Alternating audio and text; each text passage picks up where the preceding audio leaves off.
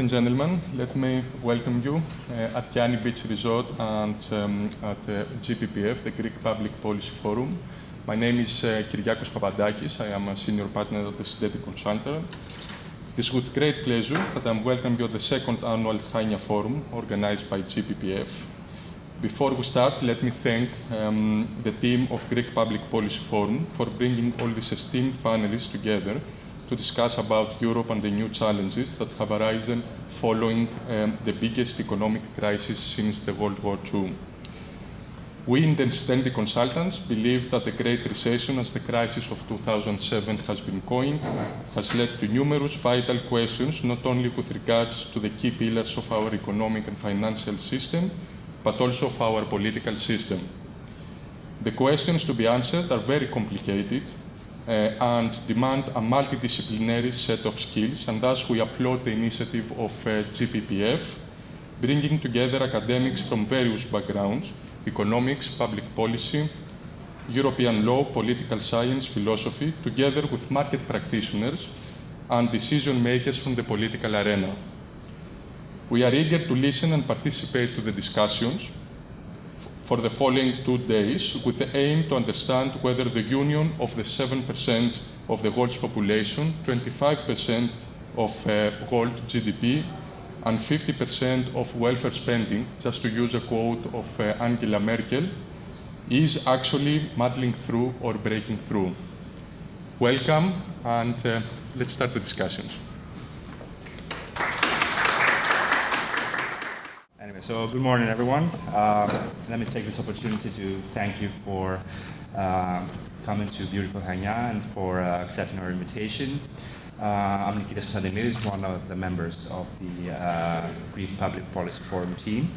So I think I want to take the chance to sort of say a few words about our initiative, who we are, what we've done so far, what our sort of medium and long-term goals are,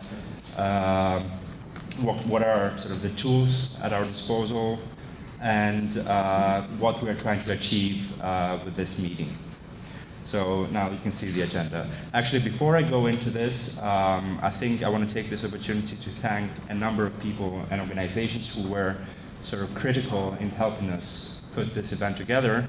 And of course, I want to start with Kiriakos Papadakis and both Decidendi consultants, who are our main sponsors, and the Chiani Beach Resort, which is this beautiful hotel you're all staying in. Of course, I would like to mention the Regional Development Fund of Crete and the region of Crete, and hopefully the regional governor of Crete, who's going to come attend the conference tomorrow and give us a greeting. I would also like to mention Europe Direct region of Crete, as well as a number of other private sector sponsors, such as solar systems company Kalpak and the Apostolopoulos law firm. Of course, we did our best to promote this event and to give it as much publicity and visibility as possible, and that wouldn't have been possible without the help of our event supporters, such as the Eliamep Crisis Observatory, the Hellenic Alumni Association of the London School of Economics, and the Economic Chamber of Greece, the Department of Western Crete, the president of which is here with us, Mr. Vassilis. So I would actually also like to mention Ms. Peli Kalamiotakis. I'm sure you've all met her. She's spent a lot of time on this event, and it wouldn't have been possible without her invaluable help.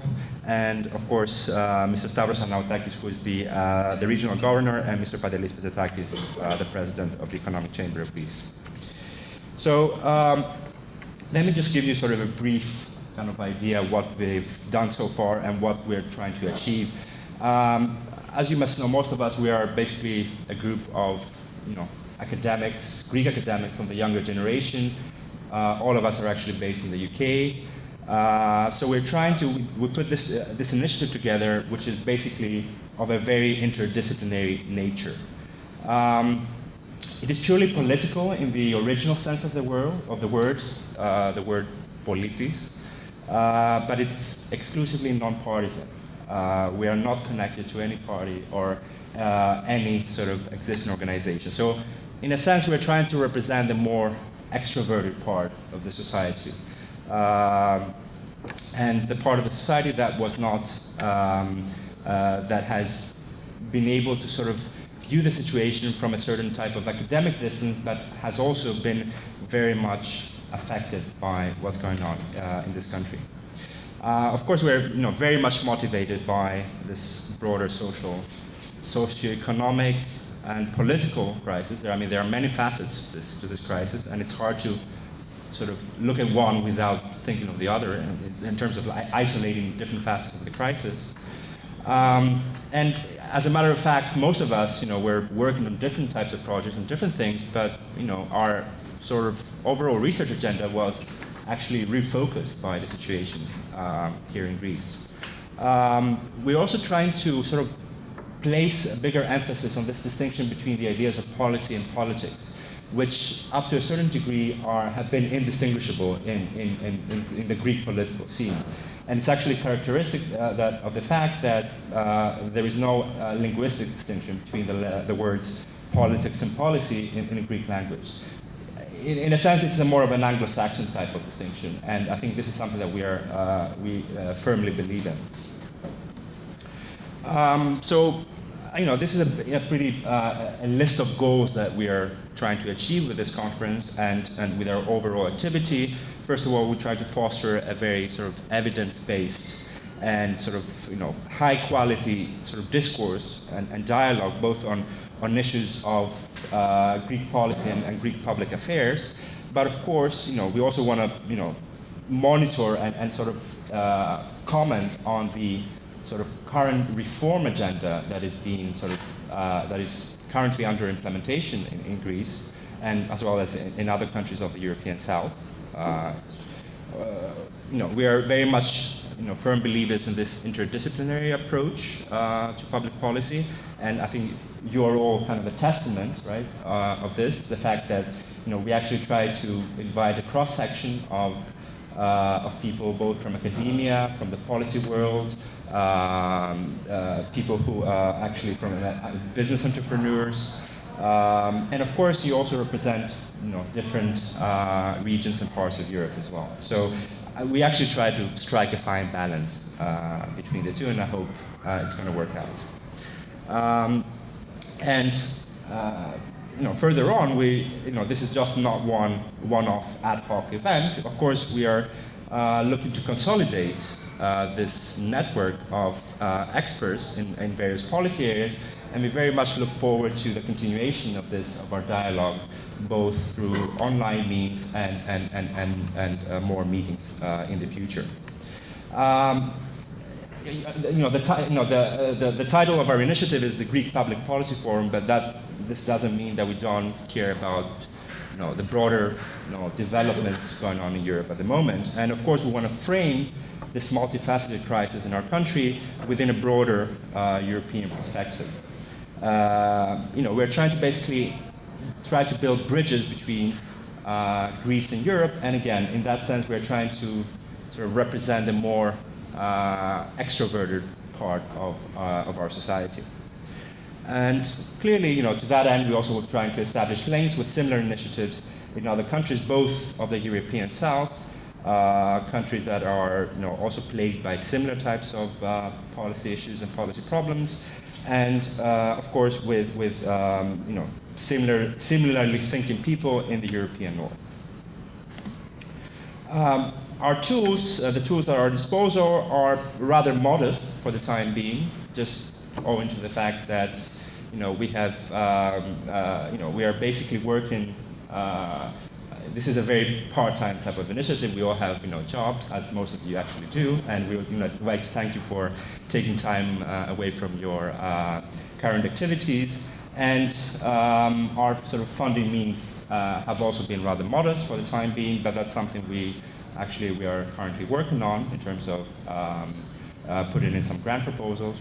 So so far, we have managed to, we have organized public events and roundtables. We have a website, the GreekPublicPolicyForum.org, which basically has been working mostly as a blog. We've been posting op-eds, also starting this new sort of function of online polls. In terms of our sort of research initiative, we've been conducting some expert surveys, sort of making use of this fast-growing, expanding sort of network of experts that have been sort of attached or affiliated to our initiative. So as an example, we've been running a project on constitutional reform in Greece, and which is being run as an expert survey. Of course, we wouldn't be current if we didn't make use of the social media. So both, actually, this has been the more popular, the more visible sort of part of our overall outreach sort of activity at Facebook, and also LinkedIn and Twitter. And actually, I would like to ask you, for those of you who are more active, tweeters, basically, please, make use of this. And you can see our sort of username is GPPF. So hopefully we can get the discussion going on a parallel virtual level. And of course, we also put a lot of emphasis, given the highly sort of politicized climate we all live in, we give a lot of strong emphasis on transparency in terms of our funding sources. So I think I'd like to hand it over to Vassilis Tzevelekos, who is going to sort of take us through what we've done so far and where we're trying to go after this event. Thank you. Okay. Thank you, Nikitas. Thank you all very much. I want to take this opportunity to welcome you in Chania. We hope you find our meeting, fruitful, the discussion we'll have here, but also that you have the opportunity to enjoy the city and Crete, Chania, etc., maybe Saturday afternoon or Sunday for those of you who will be here. Well, my name is Vassilis Tzevelekos. I'm one of the two lawyers of the organizing committee. Despite that, I'll try to keep it brief. There are 3 points I would like to address. First of all is what we have done until now. The second thing is what we aim to achieve here, today and tomorrow. And the third thing is some housekeeping, let's say, rules or announcements. So you can see here the events that we have organized until now. To make the long story short, this crisis has been a great shock for us. And I say this especially to non-Greeks, to our guests here. This is not something we were expecting. And we are a group of friends, all in academia in the UK. We said we need to somehow react to that. And we need, first of all, to react against populism in Greece, which, because of the crisis, is increasingly evolving, let's call it this way.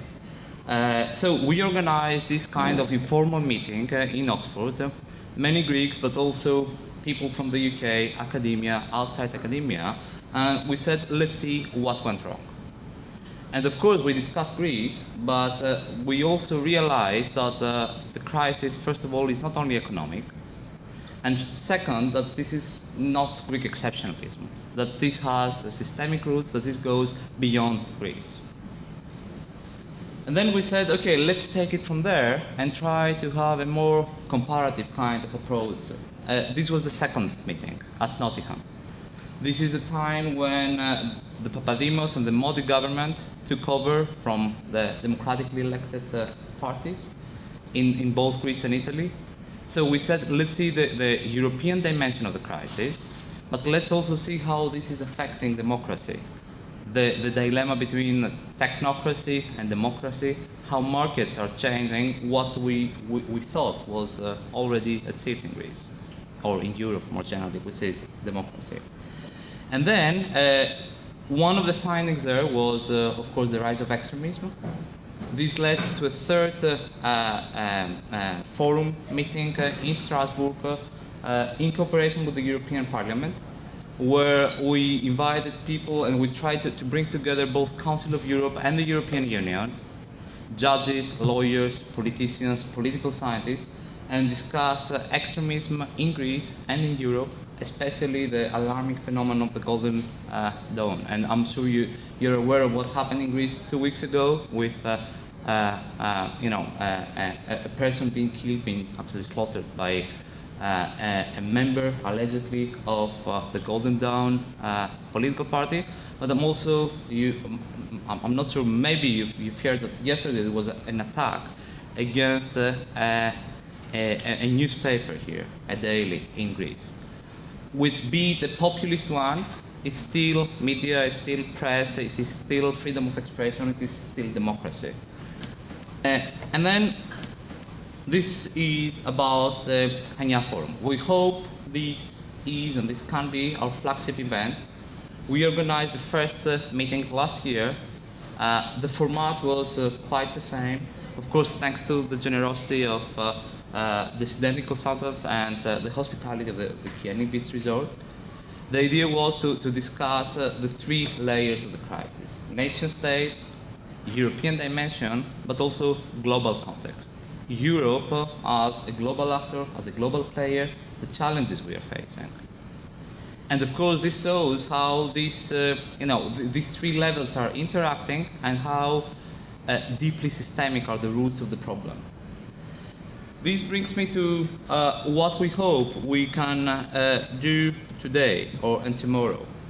This is taken from Jürgen Habermas, who gave a talk, who gave a presentation this summer in Athens in the 23rd World Congress of Philosophy. And one of the ideas was that yes, we did deeper union, we did more Europe, to say it in simple terms, and we need to do that in a democratic way. And one of the questions we want to ask is, but how? This crisis, if one accepts that this is the path, this is the solution, first question mark, this is something we shall debate. But if this is the solution, how we can do that? This is something we discussed also last year here. This was one of the findings, let's say, of our meeting last year. There is an oxymoron. We want more Europe, but this crisis is generating polarization, extremism, Euroscepticism. We have been discussing until now about the European Union as an elite-driven procedure, democratic deficit. I'm sure you're aware of all these terms. So the question is how we can achieve that goal in a democratic way. And of course, another dimension of that is the impact the crisis has in domestic politics, in the party systems, not only in Greece, all over Europe. You can see that even in the German elections. We were discussing yesterday with David Earnshaw how can we interpret the interest we all had in the German elections. Did we have the same interest? Were we that much interested in the German elections 5 years ago? What does it mean? Is it a question, shall we interpret it as a deficit, a struggle between democracies? Competing democracies? Is it more intergovernmentalism, or it is something more? And if it is something different, and if it is something different, how can this come? How can this arrive? I'll try to. I promise you that I will try to keep it brief. I hope it was brief. Just some housekeeping announcements. First of all, the format seems quite academic. Okay. The idea is that it is not academic. We will have up to 15 minutes presentations, followed by 2 to 3 instant reactions. But the idea is to leave something like at least half an hour for dialogue in the end. And then we will have also tomorrow more time in the plenary session. The second point regarding this is that for those of you who are technocrats, including myself in my area of specialization, please don't be. The idea is to simplify. The idea is that we can understand each other's. Internet connection, I trust you have already got the password. Is that true or not? Otherwise, it's quite easy. It's a conference, and the password is difficult to remember. It's GPPF, Greek Public Policy Forum, 2013. There will be dinner, there will be a reception tonight at 9 o'clock. For the non-Greeks, I hope this is not too late for you, and you have plenty of time to digest and be ready tomorrow for the breakfast. And tomorrow, after the end of the conference, we are organizing an informal gathering in the Old Town. There will be a bus to give us a ride there. This is absolutely non-compulsory, which means it's optional. If you want to participate, all you have to do is to go and see Peli in the reception. The fee is 25 euros per person, and this includes both drinks and food. But of course, you can use the codes to give you a ride in the city center and proceed with your own plans. It's, if you want to join us, it's fine. If not, we'll still be friends. And then the last thing, and this is quite important actually for us, this is again optional. We did that last year, it worked quite well. Today we have 2 cameras. Last year it was not that professional, let's say. And the idea would be that during break time, the panelists from each session, if you want, you could give a 5-minute interview that we could upload on YouTube on a number of questions we have prepared for you, as well as more general comments about the crisis, your talk, your ideas, etc., etc. If you go on YouTube, you will find the videos from last year. Some of them, especially the one by Gustavo Piga, is very romantic. It's in the old port, etc. It's really nice. This year it will not be that romantic. It will most probably be there. You see the stand with the 2 chairs. And this is led by Elias Dinas.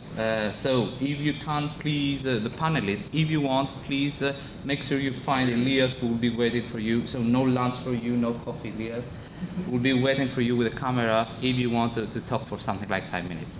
Once again, thank you very much all for being here. We know that you had to travel. You all are busy people. But we hope that these 2 days will compensate your effort and sacrifices. Thank you very much.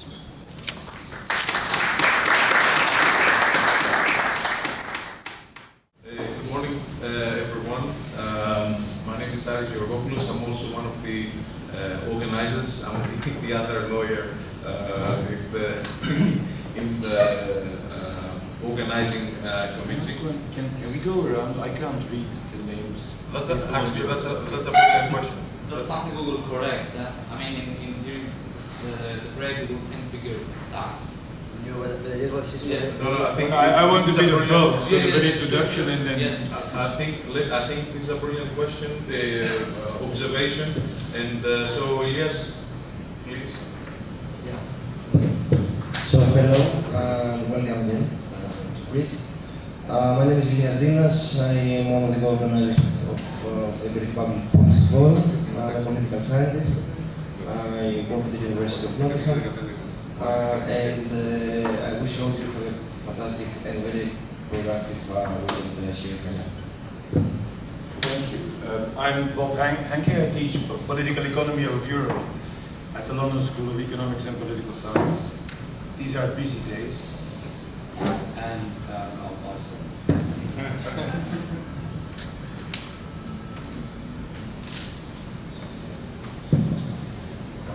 My name is Antonis Kamaras, and I work for the mayor of Thessaloniki.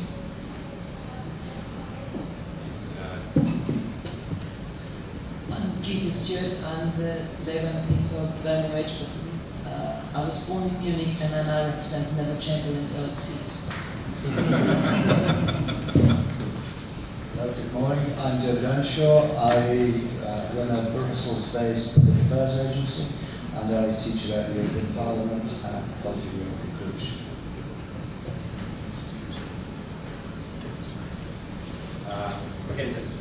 Yeah, maybe you can speak up.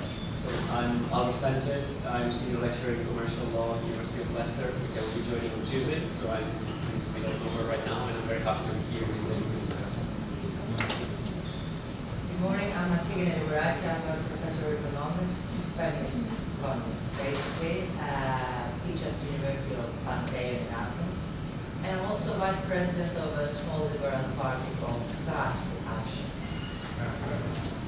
Hello everyone, I'm Panagiotis Vlachos, or Panos.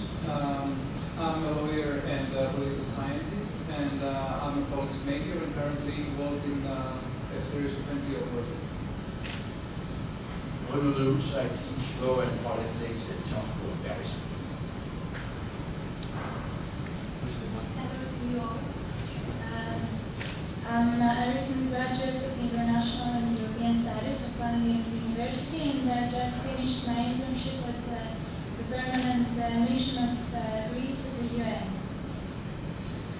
Hi, I'm Sanis Nefalopoulos, journalist in EU Affairs about the media network Reactive, the Russell based in Hi, thank you very much to the organizers for inviting me. My name is Konstantinidis, and I'm a professor of European politics at the University of Oxford.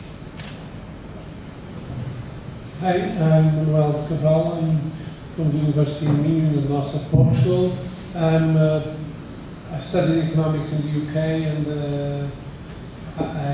I'm sure we are going to have a great meeting. Thank you.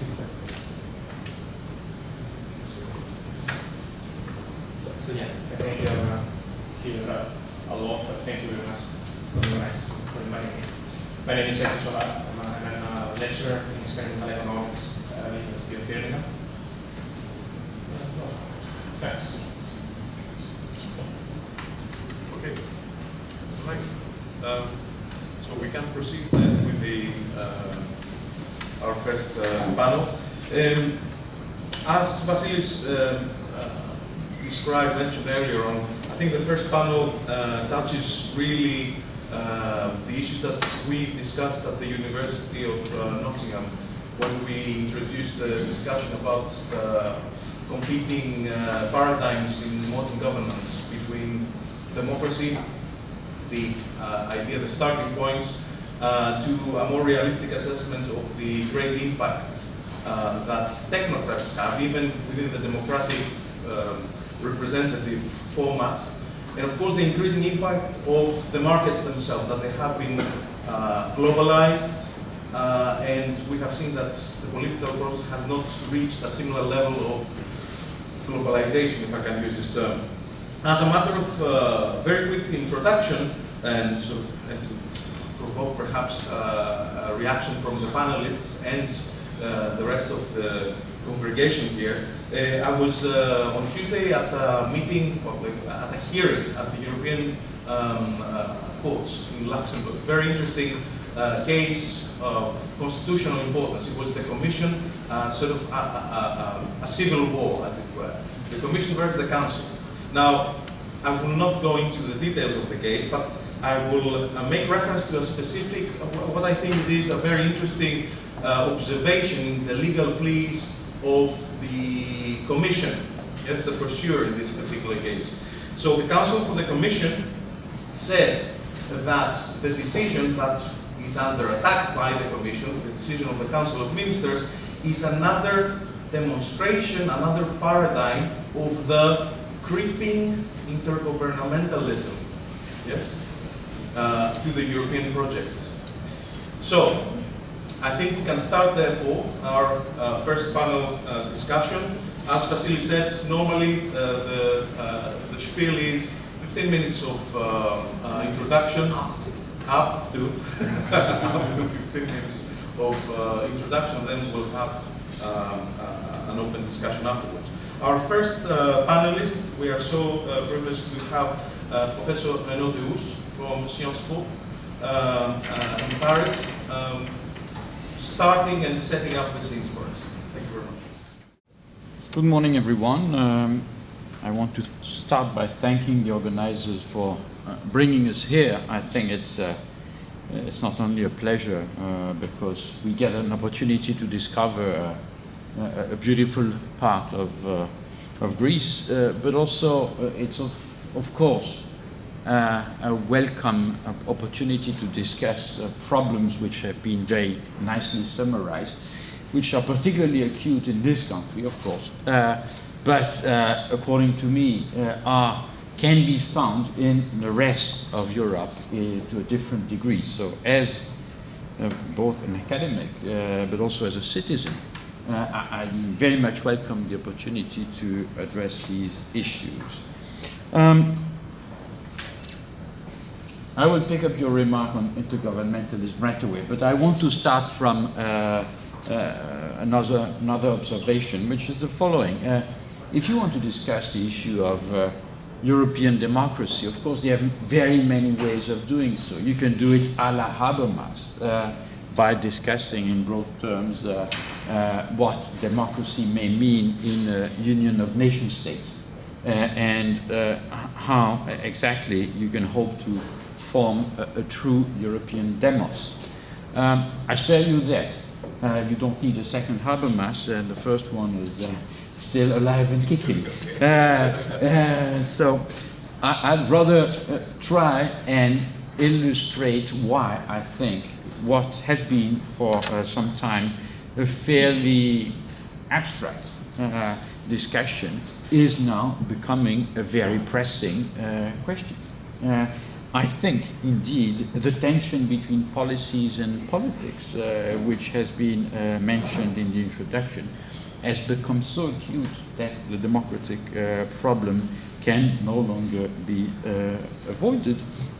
And it seems that somehow this idea is gaining some ground at the European level, since you may have seen that in a very bold movement, the most technocratic European Commission has actually, in a recommendation adopted at the beginning of this year, begged European parties to politicize the debate at the time of the European elections. So the question I want to address today is, okay, let's assume they will do so, which, by the way, I'm far from sure will actually happen. And living in France as I do makes me particularly cautious about what can happen, because I sense no enthusiasm for that idea in France. But let's assume it happens.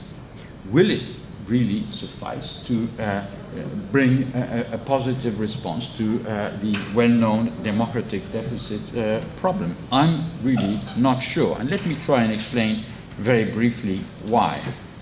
First of all, I think indeed that we have to recognize that in response to the crisis, a number of steps have been made that do significantly erode the sovereignty of members of the Eurozone. I know that the dominant mood, if you want, is of creeping intergovernmentalism, as Aris put it, or rather, as the Commission representative was quoted saying. It's a common view. Yet, I think to some extent it is a superficial view. It is a superficial view because, of course, we know that for the time being the tempo is dominated by national governments, and in particular by one of them, which is in a position to more or less dictate policy to the rest of Europe. But that will not last forever. And if you look at how this has translated into institutional terms, what do you see? You do see, according to me, a strong consolidation of the powers of supranational bodies, first of which actually is the European Commission. Look at what happened in a number of countries at the beginning of this year, when their budgets were first discussed and commented upon by the European Commission, sometimes critically. Well, with whom did the French government initiate a political dispute? Against whom did the Belgian government, which narrowly avoided being fined for badly missing its financial target, complain?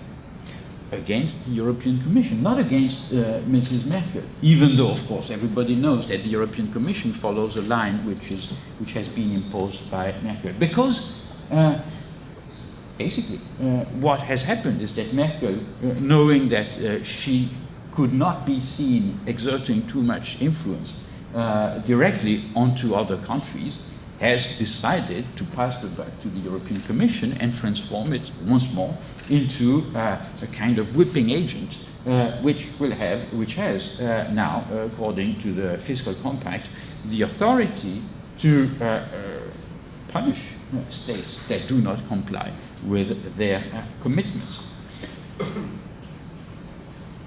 Merkel has, of course, been, let's say, massively supported in the recent German elections. But one day she will go, sooner or later.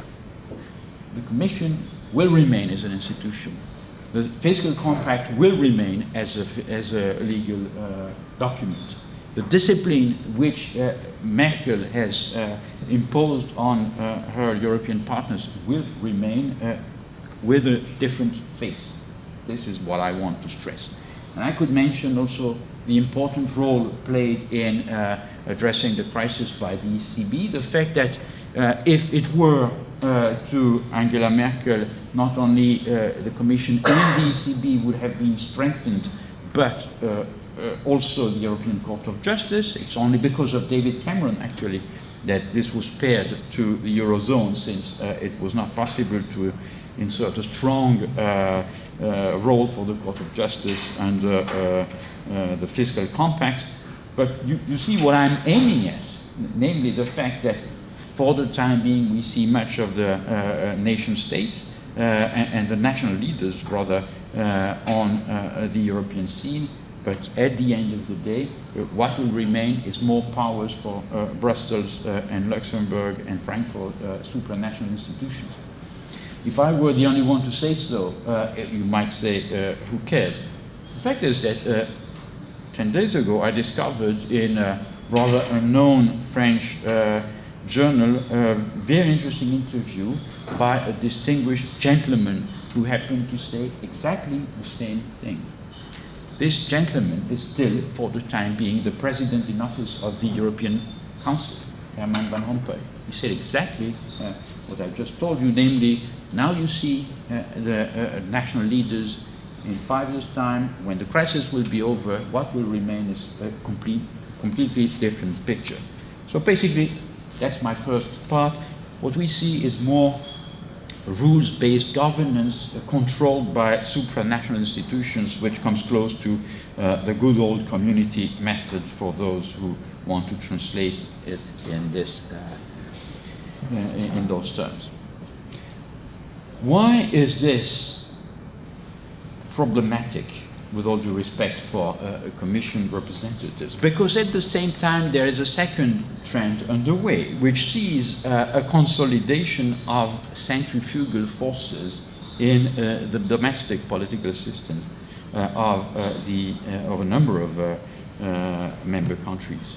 You know that in the classical view, basically, integration has left fairly untouched the political systems of the member countries. They don't pay much attention to European issues. They do not really debate what ought to be done at the European level. It's a thesis which has been very nicely summarized in a brilliant article by my late friend Peter Mayer.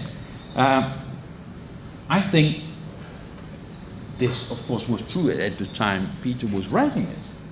But I would argue it's increasingly less and less true. Things are changing. They are changing in various ways. They are changing because in all our countries we pay more attention, because we have to, no choice, to what goes on at the European level. We also, and when I say we, I don't only mean the 0.something% of the people who are interested basically in European policies. I mean people at large, voters at large. I mean, the degree of attention for the European Council meetings has, of course, grown immensely as a result of the crisis. But it doesn't stop there. You see also movements toward greater political integration. So you might say this brings with it positive elements.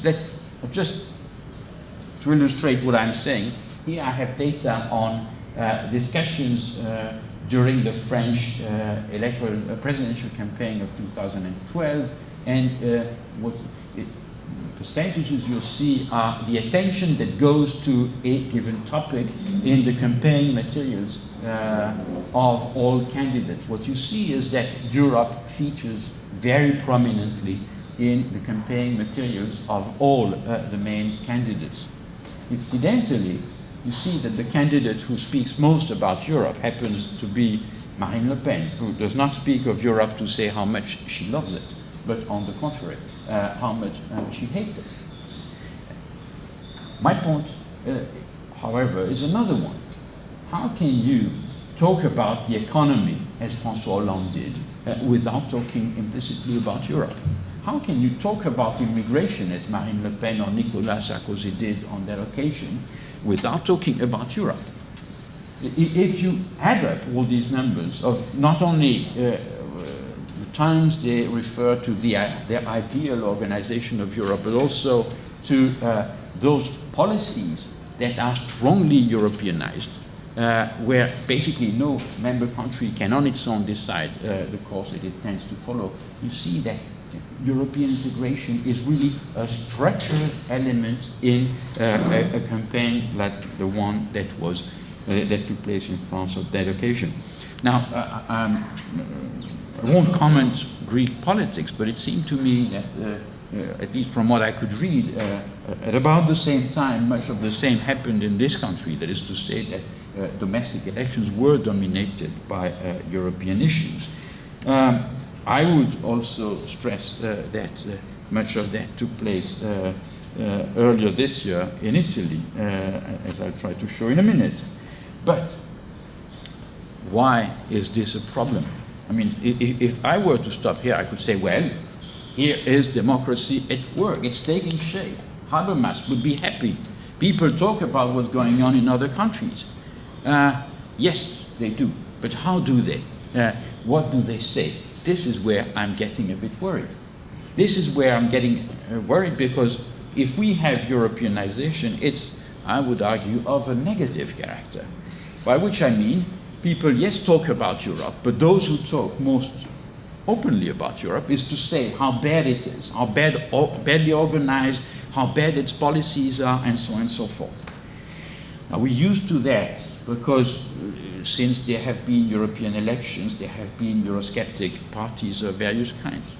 But there's a novel element now, which is the fact that parties which we tended to regard as government parties, that is, either in government or that are likely to be called upon to govern their country next time, increasingly find it convenient to attack Europe. Again, I could quote the French example and show how François Hollande used his hostility to fiscal discipline as a major vehicle to promote his, let's say, alternative program at the time of the presidential elections. More remarkably, I could show that Nicolas Sarkozy, although for 5 years he had been claiming he was leading Europe, all of a sudden discovered that he was radically opposed to some of the policies pursued by the European Union, not least its immigration policy. Why is that? Why is it that government parties and candidates find it convenient to attack Europe? And the answer is obvious. They read opinion polls, and they know that there are more votes to be gained by opposing Europe than by supporting it. Very simple. The point, though, is that in this supply and demand system that an election is, politicians do not merely respond to what they perceive in their electorate. They also shape it. This is actually my favorite graph. That's the reason why I wanted to have a PowerPoint. Here we used a series of polls on at the time of the French 2012 campaign, trying to look at how people responded to the campaign discourses of the various candidates. And one of the questions that was asked was, how do you think one should respond to the crisis? Is it by strengthening the powers of Europe, that's the blue line, or by strengthening the powers of the national government, the red line. And you see that basically in 6 months of campaign, the gap between the two has doubled, which I take as meaning that the entire European discourse of the mildly anti-European discourse of all candidates ended up consolidating the skepticism, to put it in a very moderate manner, of the French electorate. So it's indeed a kind of vicious circle. The more politicians respond to what they perceive as skepticism or hostility to Europe in the electorate, the more the phenomenon develops. Earlier this year, there were elections in Italy. Very rapidly, I'd say, who won?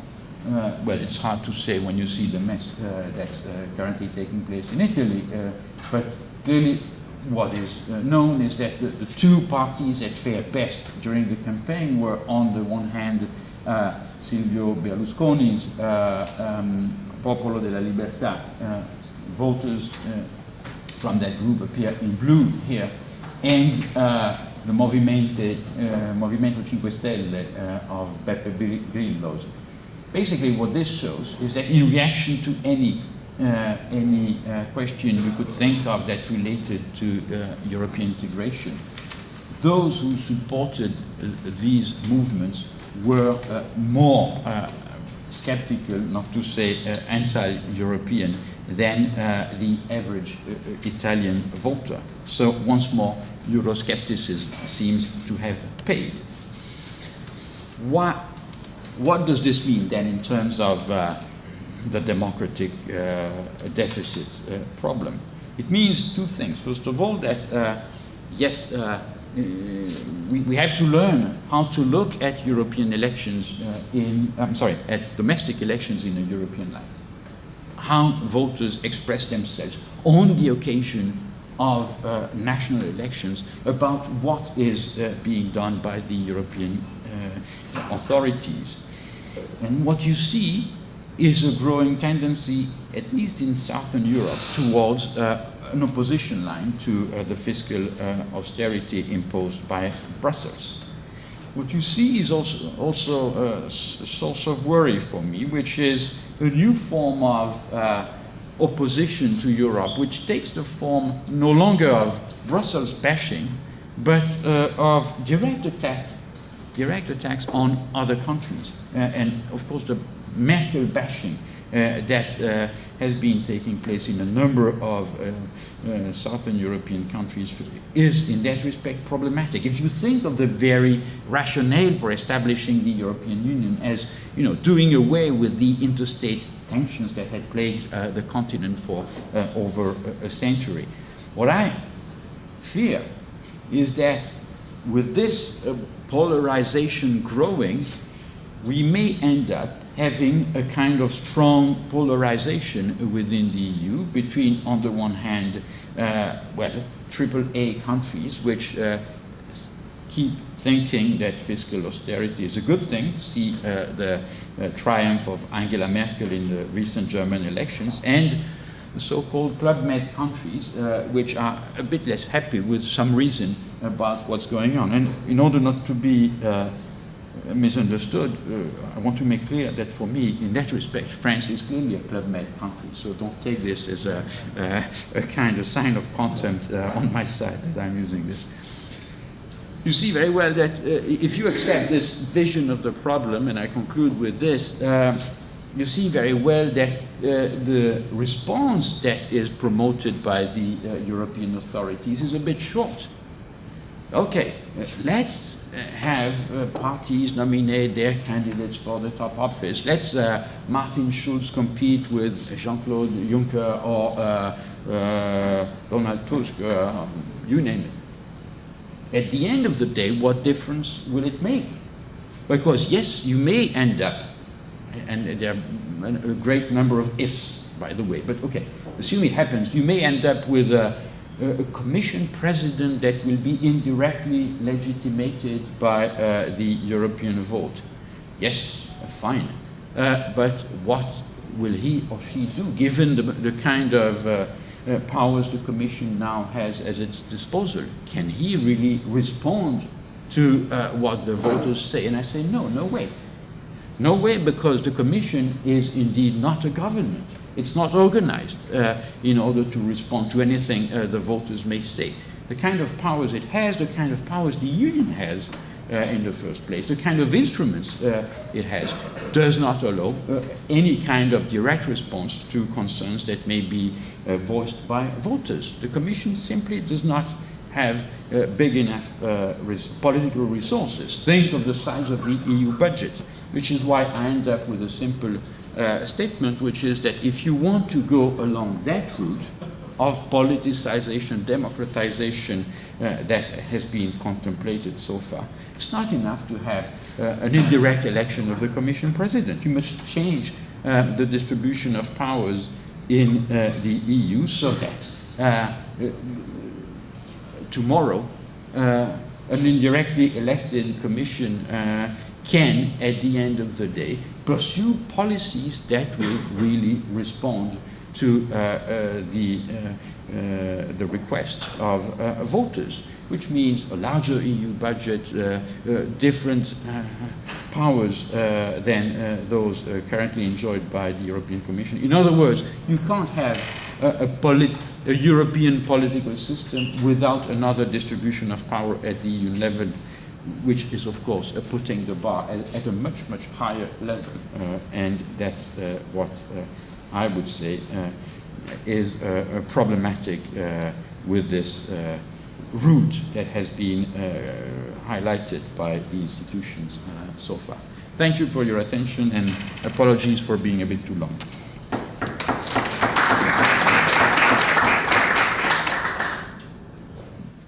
I think it's better to move to the next paper.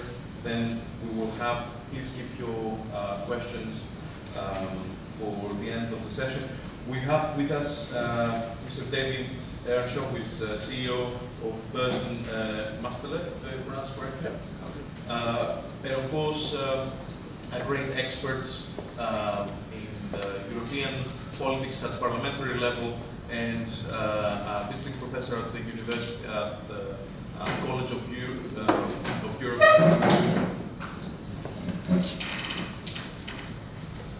Okay, thanks. Good morning, everybody. I'm going to take a slightly different kind of approach than that taken by Professor De Hoos, but I think there's a tremendous complementarity, and I've been wondering who should have gone first, him or me. But anyway, there's definitely a complementarity about what I'm about to say. My basic argument, my thesis, is that 2014 could be different. I don't have all the answers, and I'm looking at this primarily as a practitioner, not as an academic.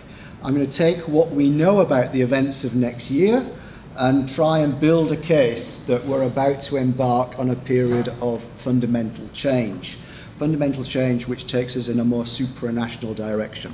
And as I said a minute ago, it is certainly complementary to what has just been said.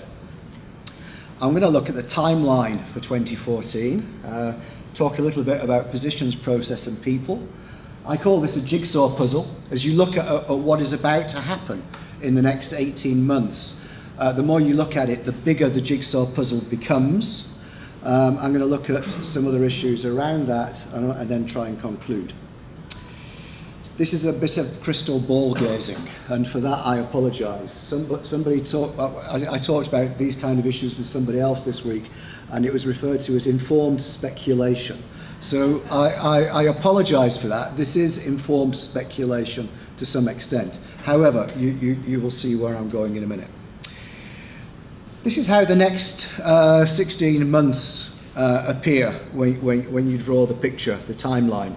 And as you can see, everything starts with last Sunday.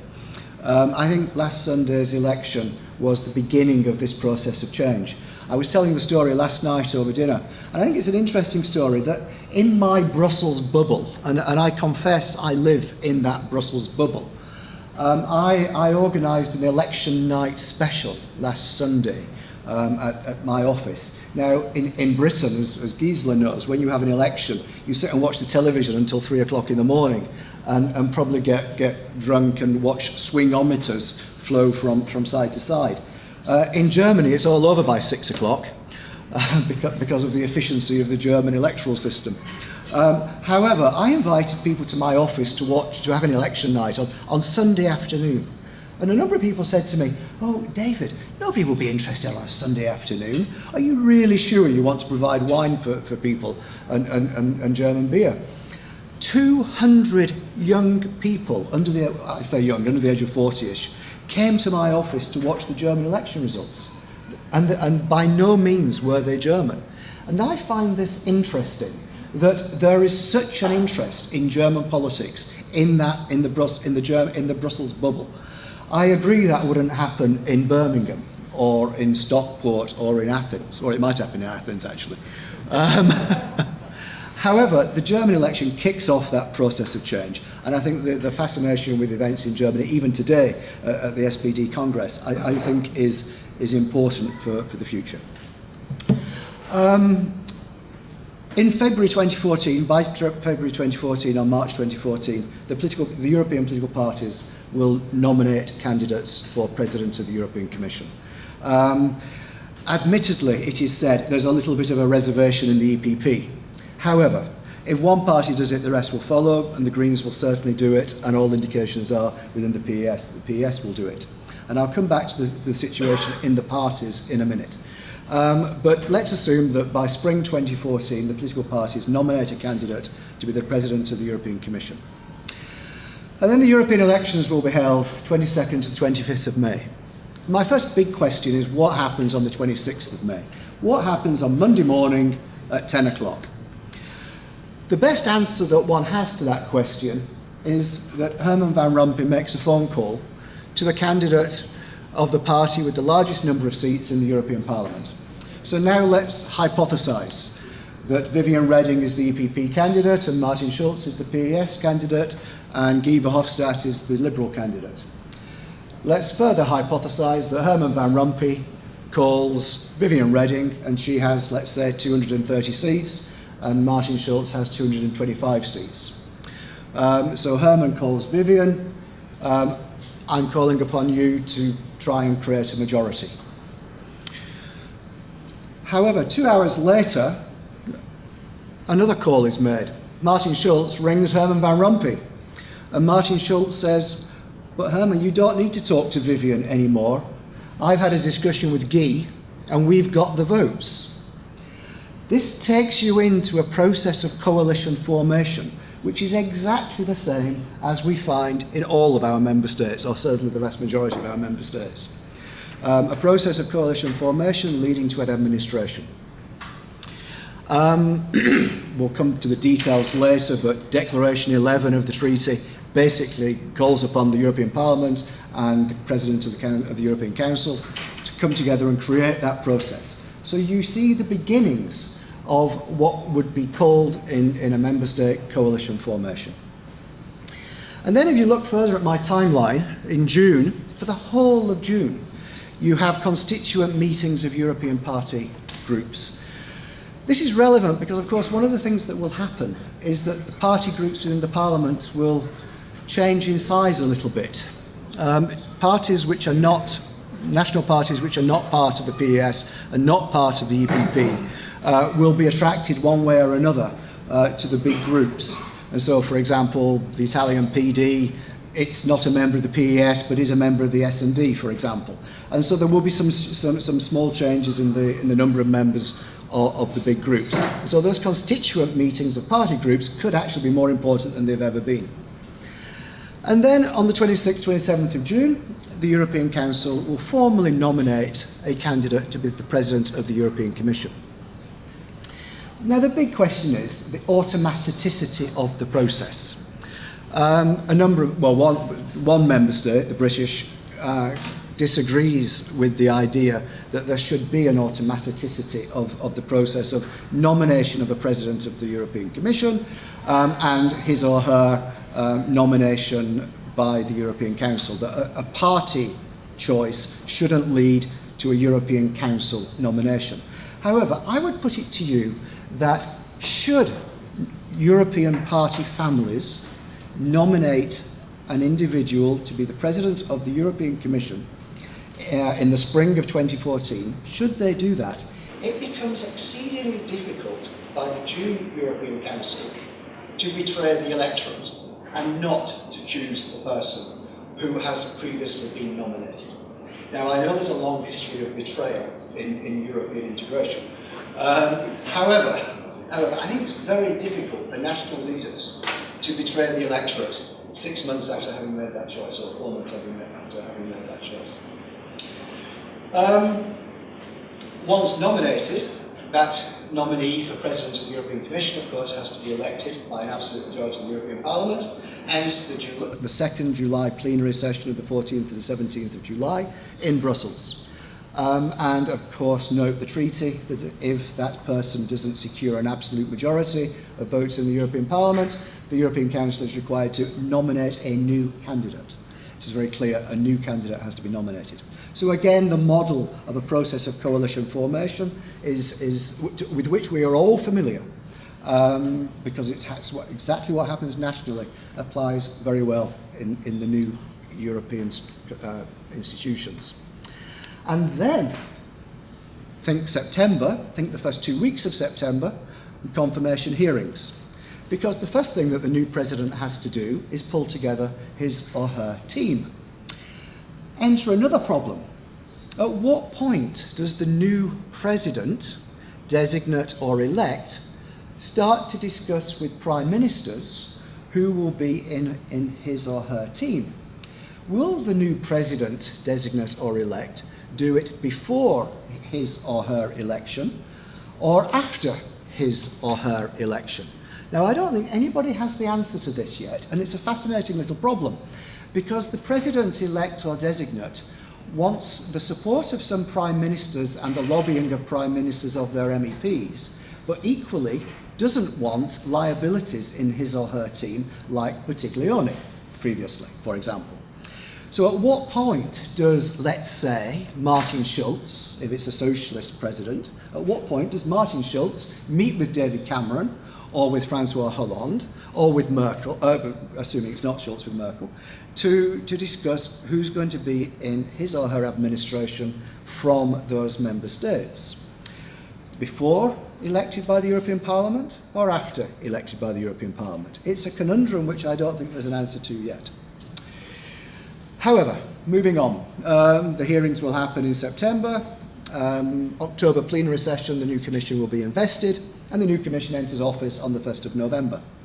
And then, fundamentally different to every member state, the head of state who has created the coalition process, who has managed the coalition process, himself changes. Herman Van Rompuy's job is also part of the coalition deal. And this is a slightly different angle from what one ever finds nationally, because of course heads of state don't change that often nationally.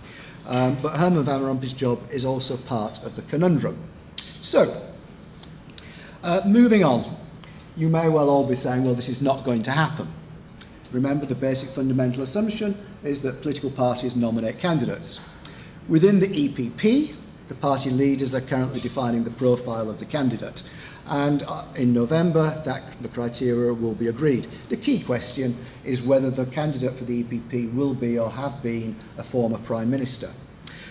If that is the criteria, then it excludes Viviane Reding, which is the main controversial aspect of it, because she has not been a Prime Minister and yet is a leading contender for the EPP candidacy. Formal agreement at the EPP Congress in Dublin, which is relevant because another of the candidates in the EPP side is Enda Kenny, the Irish Prime Minister. The EPP are expecting 2,000 delegates at their Congress. This will be a big event, and of course equates with the idea of, is this the creation of a European demos of some kind? In the PAS, the idea of primaries has been dismissed. The member parties are now determining their own voting procedures. The nomination of candidates will be made during October, with a selection of by the February PES Congress. I'll come back to the names of other personalities that are mentioned in a minute. On the Liberal side, nominations open in November. Candidatures will be made public on the 19th of December, and an online ballot of all Liberal Party members across Europe will be employed to choose the candidate. And on the Green side, the call for candidates has already been issued. National parties will express support for one of those candidates. Candidates need the support of at least 4 and a maximum of 8 of the 33 parties. And then there will be an open primary to which any European who submits to the Green values can vote. And 2 candidates will be selected, 1 man, 1 woman, to be announced in February. So the parties are moving in this direction. Like it or not, it is starting to happen. And there is a certain path dependency about this. Once the parties select a candidate, remember, it's very difficult to betray that choice. So, I would argue that the incoming Commission President is likely to be selected through a more party-based process than ever before. Now, obviously, there is some element of member state negotiation, but this will be more party-based than previously. And remember, why is Cathy Ashton the High Representative? Because she's a woman and a socialist, not really because she's British. So to some extent, this builds on a precedent of the past. The parliamentary majority will be critical. It's interesting to hypothesise about what will be the relationship between a new Commission President with a parliamentary majority for the first time. At the moment, as everybody knows, different majorities exist on different issues. For the first time, the Commission President will have a parliamentary majority which might be stable. The new Commission President will be in an exceedingly strong position to negotiate with Prime Ministers. He or she presumably will seek a much better gender balance than previously, and presumably will insist that the members of his or her team reflect to some extent the kind of values and ideas of the President. Will it be a more partisan college? Would Martin Schulz, as a socialist President of the European Commission, be able to insist with David Cameron that he gets a left-leaning conservative woman, for example? Well, all kinds of ideas are possible. Will there be more members of the European Parliament brought into the college? Viviane Reding has already said that should she be president, all commissioners should be elected to the Parliament or have been elected to the Parliament at some point, as indeed she has. Will there be a reform of the Commission, of the portfolios of the DGs? I think that would be likely. We've talked a lot about the President of the European Commission. Just remember, however, that the list of positions to be filled in 2014 is phenomenal. 751 MEPs, the President of the Commission, the team, the college, the President of the European Council, 2 Presidents of the European Parliament, the President of the Eurozone. Look at the Franco-German paper of a few months ago. There will be a permanent President of the Eurozone to replace Dijsselbloem from the end of 2014. 20 committee chairs in the Parliament. Usually committee chairs in the Parliament are not part of a Commission presidential deal. But in 2014, once you've got the cornerstone of the Commission President, will the deal go as low as committee chairs in the Parliament? It might in some cases. Political group leaders. If Schulz doesn't become the President of the Commission, presumably he becomes the leader of the Socialist group again. The Sec-Gen of the Commission and the Sec-Gen of the Parliament might both change. And then, of course, there's the President of the Constitutional Convention, who's the new Giscard, for the 2015 Constitutional Convention. And then there's the non-EU positions, NATO and UN Secretary-Generals. So 2014, I started off by saying 2014 would be different. I think clearly it will be different, if only because there's a phenomenal package deal to establish. For the European Parliament, already this is becoming a digital election campaign, and for those of us that study electioneering, the extent to which this will be digitally driven, I think, is interesting. There'll be 50% new members, as normal. The journalists talk about up to 30% anti-system protest parties. I think it's probably 100 out of 751 members will be generally in the anti-system or protest parties. Once you add together Farage, Grillo, De Wever, Le Pen, etc., you're probably not going to, plus the smaller representatives of anti-system parties in smaller countries, you're probably going to get about 100 members of the European Parliament, roughly speaking, anti-system or protest. But of course, not always with a lot in common. Presumably, Farage would not be in the same group as Le Pen.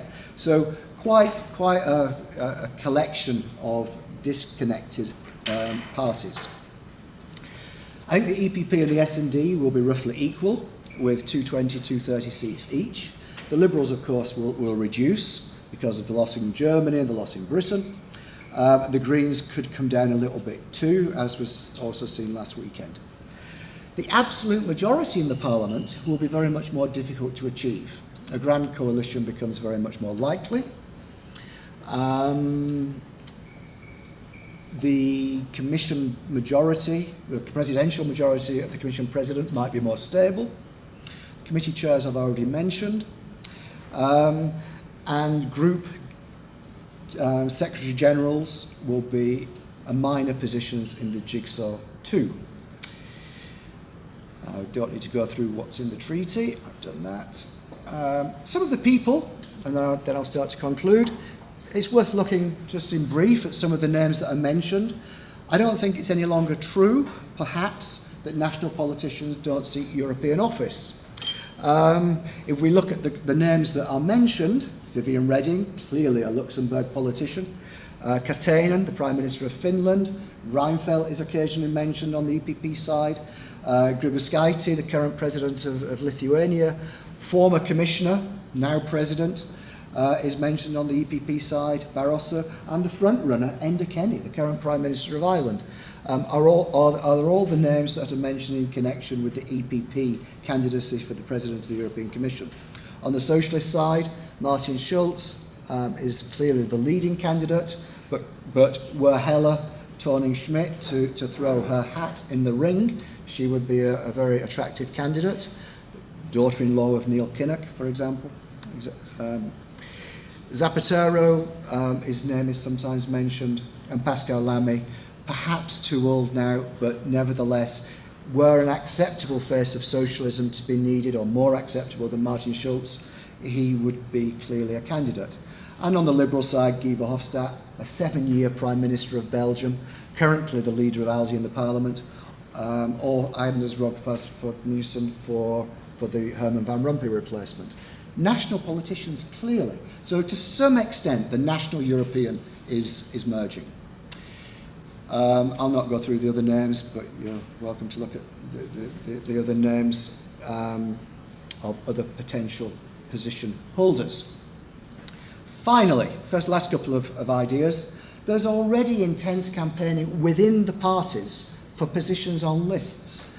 You can find it on the web very easily. These are a little bit out of date because they're both British Labour Party examples, and the British Labour Party has now done its selections. But there is campaigning on the web for positions on lists already in progress. It's a more politicised process than ever before. Some other issues, maybe not for now, but for the 5 years from now. Primaries. By 2019, presumably the party families will go down the route, the road of having primaries. The Greens are already doing it this year. The manifestos will, of course, be more meaningful this time round. If you have presidential candidates, if you have a personalised election campaign, the first question that is asked is, what do you stand for? So the manifestos have to be more meaningful than previously. The campaigning is an interesting question. I'll use a British Labour Party example, but if you were the British Labour Party, do you want Martin Schulz campaigning on the streets of London? It's an interesting question, to which the answer is only if we brief him first. Or similarly, do you want Martin Schulz campaigning on the streets of Athens? it will generate new tensions and new structures, I think. Candidacies, what is the process? To some extent, the process for nomination as the presidential candidate of the European Commission is still the smoky-filled room. It's not clear what the process is. How do you make it known that you want to be a candidate? 5 years from now, I think the processes and procedures will be a lot clearer. The previous speaker already referred to the Commission's recommendation regarding the election. I think we face the prospect, thanks to the Commission's proposal, that ballot papers in many member states will include a reference to the party family that national parties are a part of.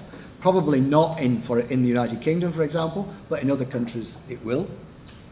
So there will be greater awareness of European party families and European parties. I wonder if by 2019 we might need a single electoral register. It's already very easy to vote in Britain on a Thursday and vote in Belgium on a Sunday. It's illegal, but it's possible. Would a single electoral register sooner or later be needed? Maybe not 5 years hence, but 10 years hence. And then, of course, it may all be a flop. This very supranational view of the potential events of 2014 may not happen. And that is, of course, one possibility. Let me conclude. If candidates for the Commission presidency are selected in February 2014, then as I said before, I think it's very difficult to betray the electorate in June 2014. It takes you in a certain direction with a certain path dependency, which is inevitable. I think the rearguard fight, for example, by the British government against the automaticity of partisan selection by the European Council is likely to fail. Don't forget, the members of the European Council are not only representatives of member states, but also party leaders. And as party leaders, they will be making a choice in February, March 2014, which they cannot then go back on. 2014 could mark, therefore, a fundamental renewal and reform of European institutions. And the incoming Commission President would be the first with a real mandate, potentially a real manifesto, and also potentially a stable parliamentary majority. So, thank you. My proposal is to move with our third panelist, a good friend and a very, very good colleague, Albert Sanchez Grayos, from the University of Leicester. And then I think we could start, we'll open the floor for questions for all three panelists. Thank you very much for the invitation to be here. I think I'm probably the least qualified person in the room to speak about anything I'm going to mention, so it's all my personal views, probably as just a European citizen and reasonably disinformed about these things. I would just like to grab onto three things that have been mentioned this morning and then just try to give you a bit more of a legal and maybe boring, hopefully short, view of these things. I think it's very relevant to see that the European Union is the institution, whatever you want to call it, that spends 50% on welfare in the world. I think that's a very important fact to remain in our minds. Second thing is there's a creeping intergovernmentalism, but there is also a creeping absorption of competencies by the European Commission. I think that was very clear from Professor Deus's account, and I fully agree with him that a more federal, more integrated way could be an option, even if it's not really on the table. And the final thing I would like to just say by way of introduction is that I would think it will all be a flop. That would be my personal view.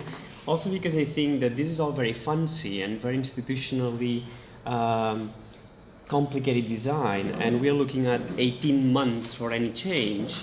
I'm worried about the effectiveness of the whole thing.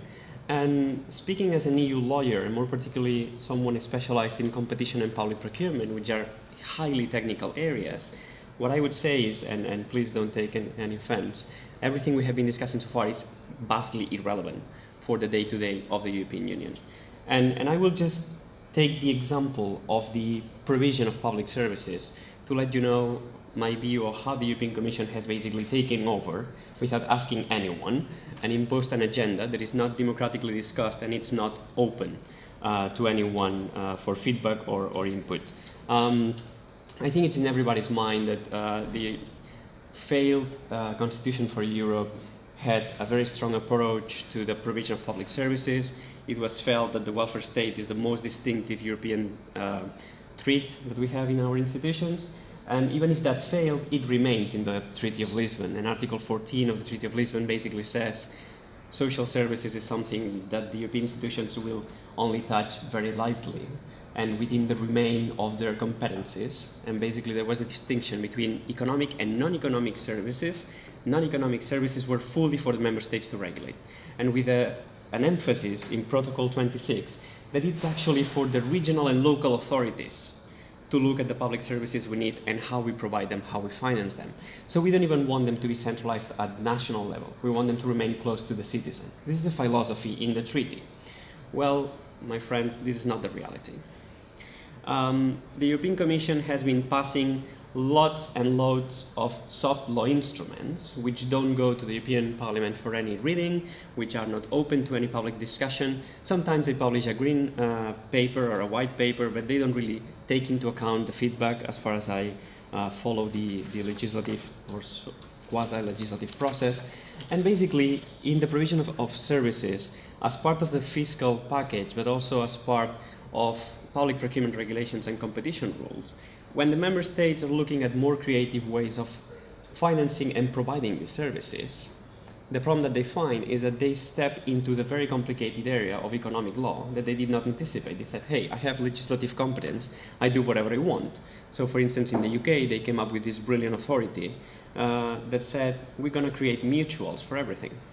So what we're going to do is take the public servants, make them set up a company, spin them off from the public sector, give them a contract, so they will provide the same service, it's going to be the same people, same expertise, but we will pay on a per service basis. We will not have people on our payroll, we will not be paying for real estate, it will all be privatized.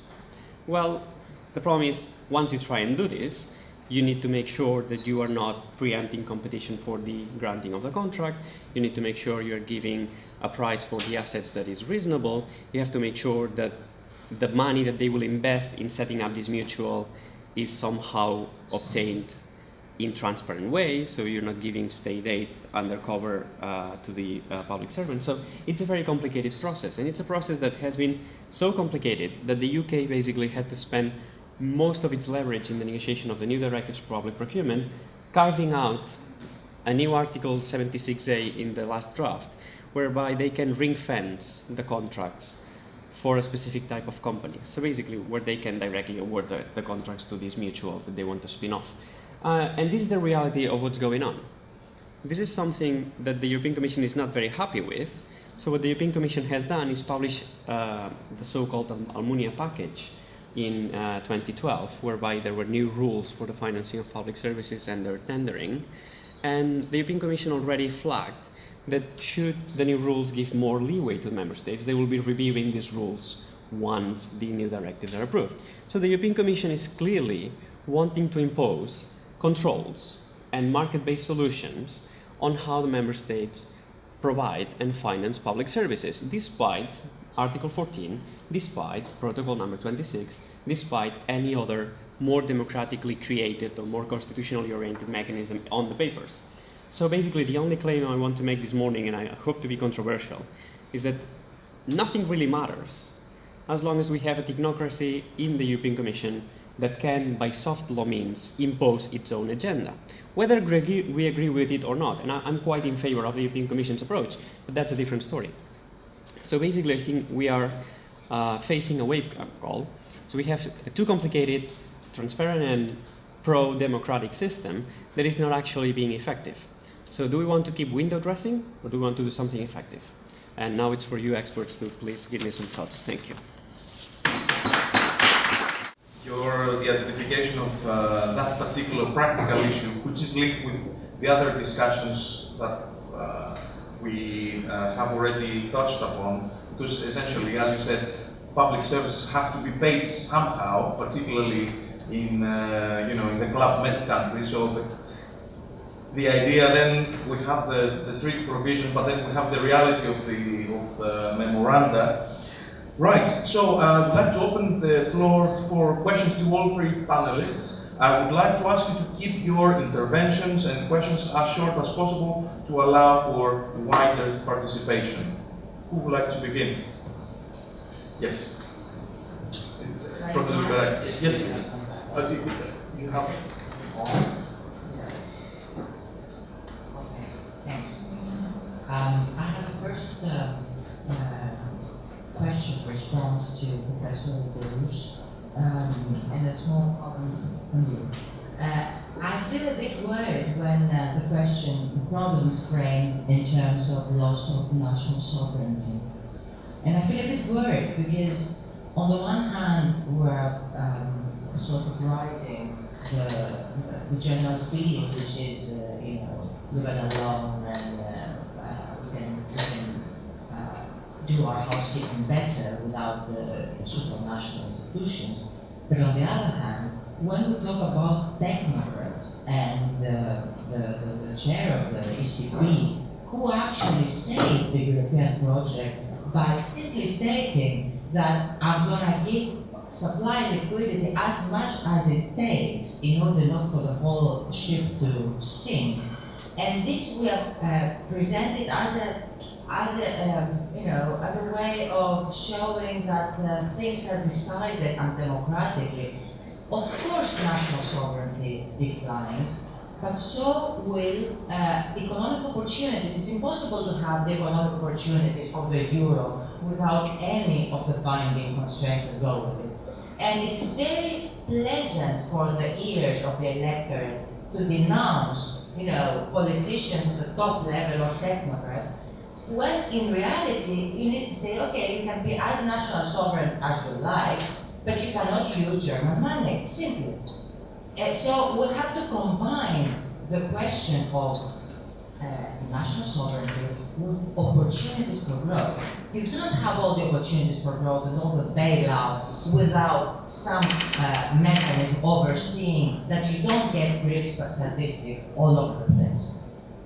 And I think that this angle is sort of left out. And the very small comment on your presentation is, we think that when we talk about public services, we're talking about the same thing basically all over Europe. This is not the case. Public services and public expenditure and social expenditure has the same headings but has a completely different meaning. In countries like Greece, you get an accumulation of privileges going to insiders, which are financed by debts accruing to the next generation.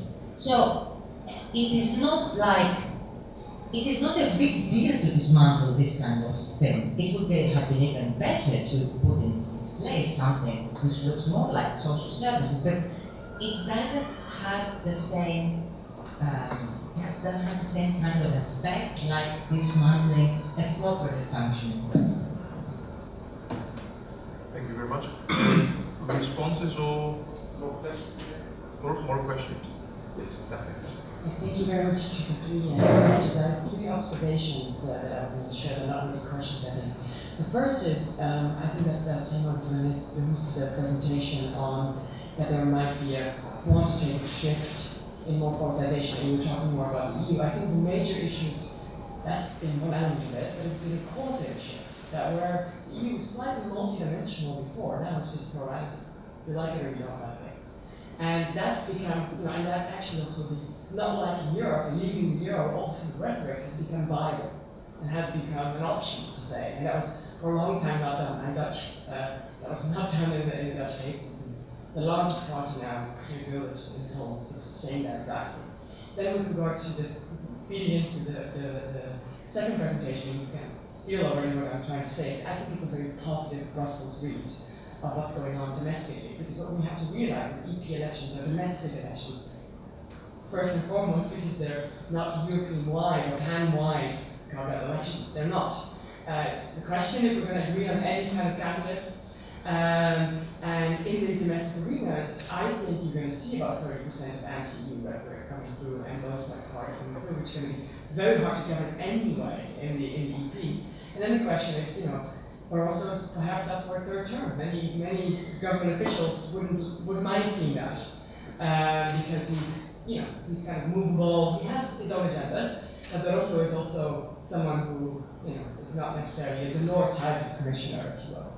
And then, with the Delors on the third observation, the window dressing, what you're talking about as well, is that I guess citing him, the problem I think for me still is not necessarily democratizing the EU and trying to develop that kind of stuff, but is to get the EU being integrated within domestic arenas and talking about the EU in a way that's not pro or anti, but explaining what's going on. Many people have no idea about the timeline that you just put up, have no idea about who's actually in a parliamentary group. I'm not saying that if you give people more information, we're going to like the outcome of it. that is totally up for grabs, and that's essentially democracy. But I think for now, many people have the idea, and maybe rightfully so, that whatever they vote in EP elections is not going to matter. Because you're going to have some technocratic group of people, or you're going to have indirect, legitimized a government official in the council government. And that to me, I think, is the true problem of any form of supranational democracy in this.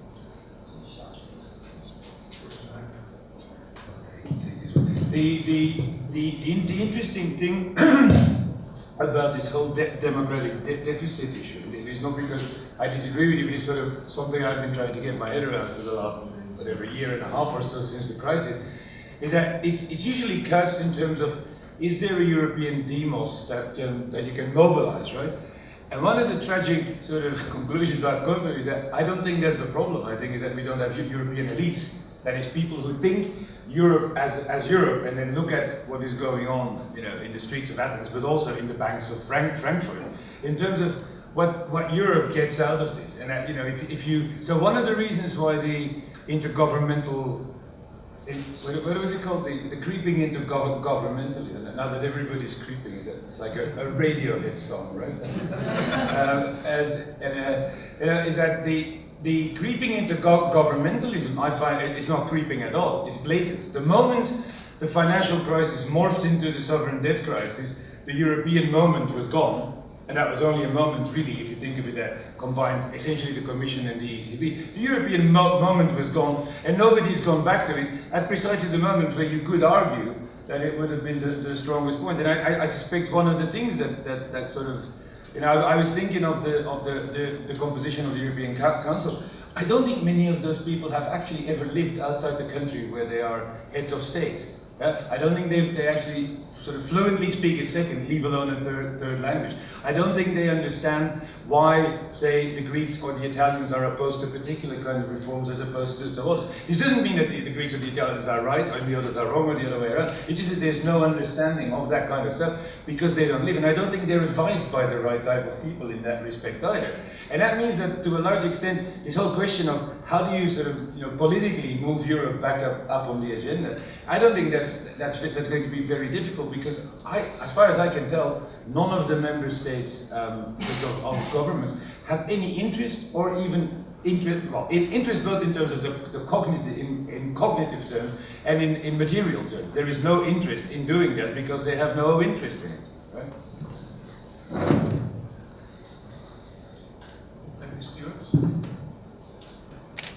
I just want to challenge one of the very open remarks, which were that markets have become international, but our political institutions haven't.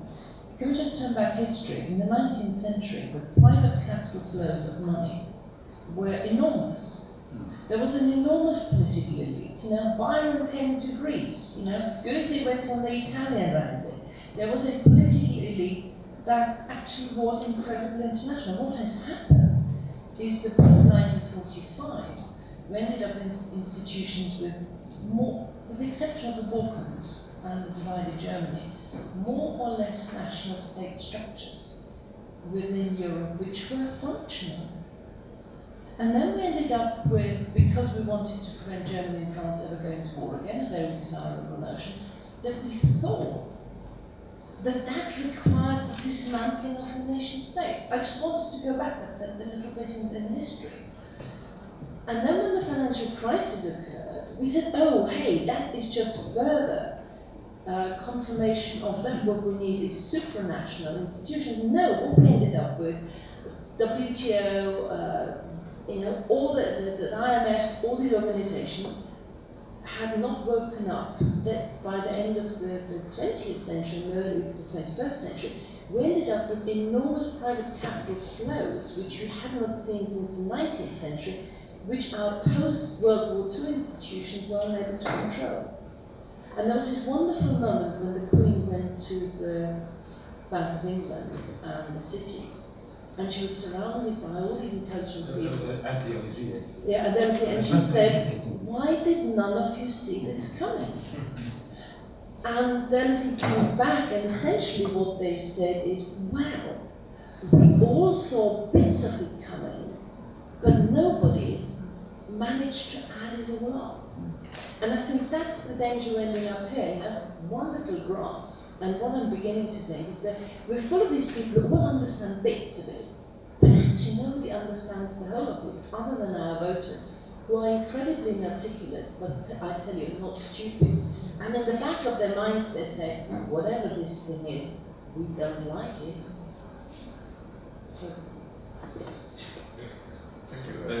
So, following this,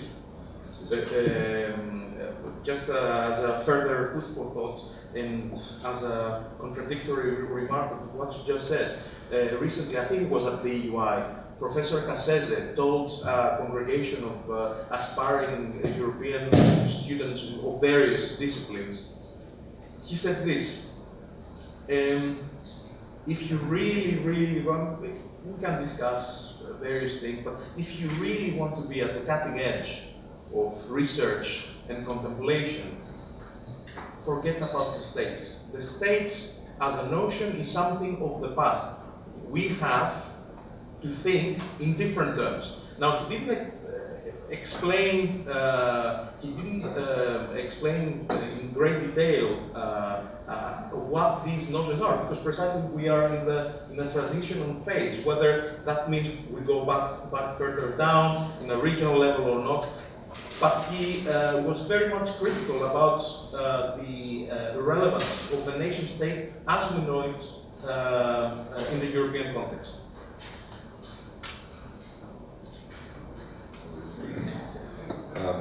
Two comments I wanted to make. The first one, it seems to me that Germany and Greece are about to have the same government, a grand coalition. I'm not talking. And that tells us something important and I believe positive. That the pro-European political forces have more in common than the anti-European forces. It's difficult for Alternative for Germany to partner with Milke as it is for Syriza to partner with Anel or even was Golden Dawn. I mean, that's the reality of the situation. And come to think of it, it's natural. Because of the controversy that surrounds both creditor, the rescues in both creditor and debtor countries, the pro-European forces are losing, people at the edge. So we have the attempt for Germany basically making the liberals, forcing the German liberals into defeat, and in democracy losing people to the extreme right, and they're compelled to partner with the center-left parties, SPD and PASOK in the Greek case. That's one point I wanted to make. The other thing is I want to disagree a little bit with Bob Hankin that the crisis has actually generated a tremendous amount of knowledge about Greece to the rest of Europe. I know this is the fact that the German Chancellor is fairly familiar with my mayor in Thessaloniki, and that's also that's a factor both for Greece and for the rest of Europe, because not only the rest of Europe gets to know us better, for better or worse, but we get to know ourselves better, and that's I believe it's a positive factor because. Opacity was in Greece. It's partially intentional. Opacity has been used to conserve the pathologies of the system. And the transparency and the knowledge that the crisis creates is now a factor in the future evolution of the country. Thank you very much.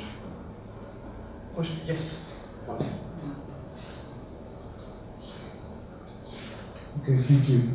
Just to elaborate further on what Bob Hanke said before, I think that there's not only a lack of European elite to drive the European project forward, I think there is a lack of a legitimate civil society to move things forward. For those who involved Bob Magnan's work on the social capital in the US, argue that something similar has happened in Europe, and something similar has happened at the level of EU affairs as well. So I was wondering whether there's a civil society right now in Europe who has a common sphere of understanding and exchanging views on what's going on right now. And going back to the argument of European Commission's nature or democracy or democracy, I'm not really an expert on how the European Commission works, but I know that the comitology process has some interaction, some negotiation. I know that the member states have permanent representations in Brussels who negotiate. And I know that lately the European Commission has introduced a series of transparency and publicity tools for people and journalists who watch some plenary sessions. So I was wondering whether we think that negotiation is part of democracy or not. Thank you very much. Responses or further questions?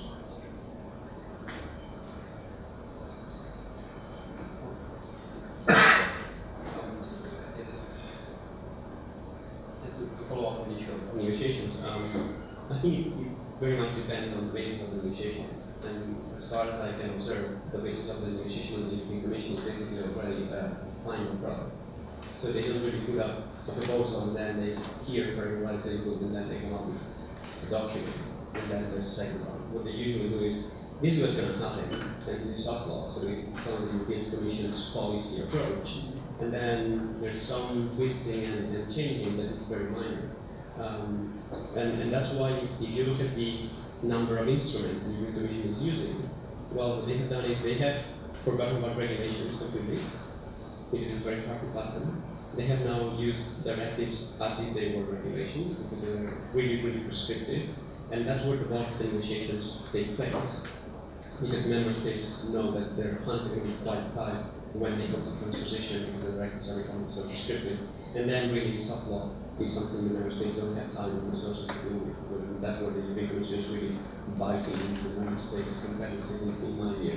And the second thing is the European Commission has now taken the habit of disliking the European Court of Justice's judgments and deciding to overrule them by means of soft law. So it's, well, this is only our interpretation of the case, but we read it differently than everybody else.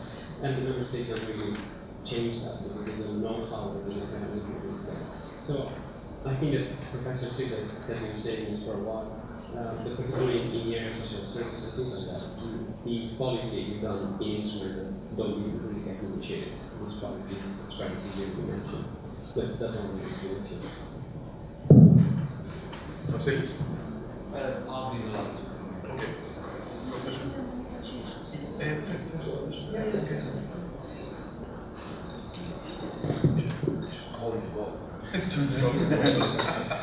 The thing that I wanted to ask you, Albert, you talk about this software, you're talking again, like one of I may be entirely wrong in the way I understand it, okay, so correct me, but one of the things that I find intriguing about the sort of last few years is that go back 10 years ago, the open method of coordination was the key kind of, sort of arena and method in which, sort of member states and whatever the supranational level was, but usually the Commission would interact. Now, as far as I can tell, that exists on paper. There's a lot of bureaucrats running around shouting OMC and everything, but actually it doesn't show up anymore. So which kind, I may be wrong about that, but if I'm right, what is the soft law type of model that you're referring to here?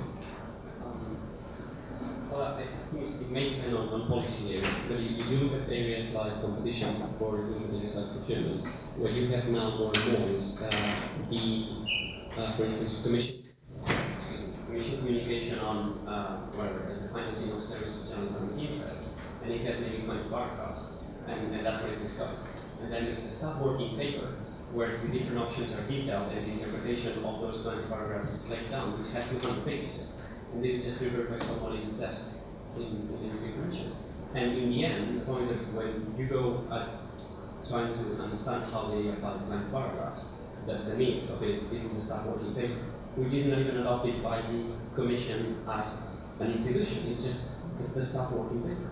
And so by bringing down and down and down the level of decision making, they are avoiding the coordination and transparency and on all mechanisms. And I'm not sure if this happens everywhere else, but at least in the areas I know that's how it's happening.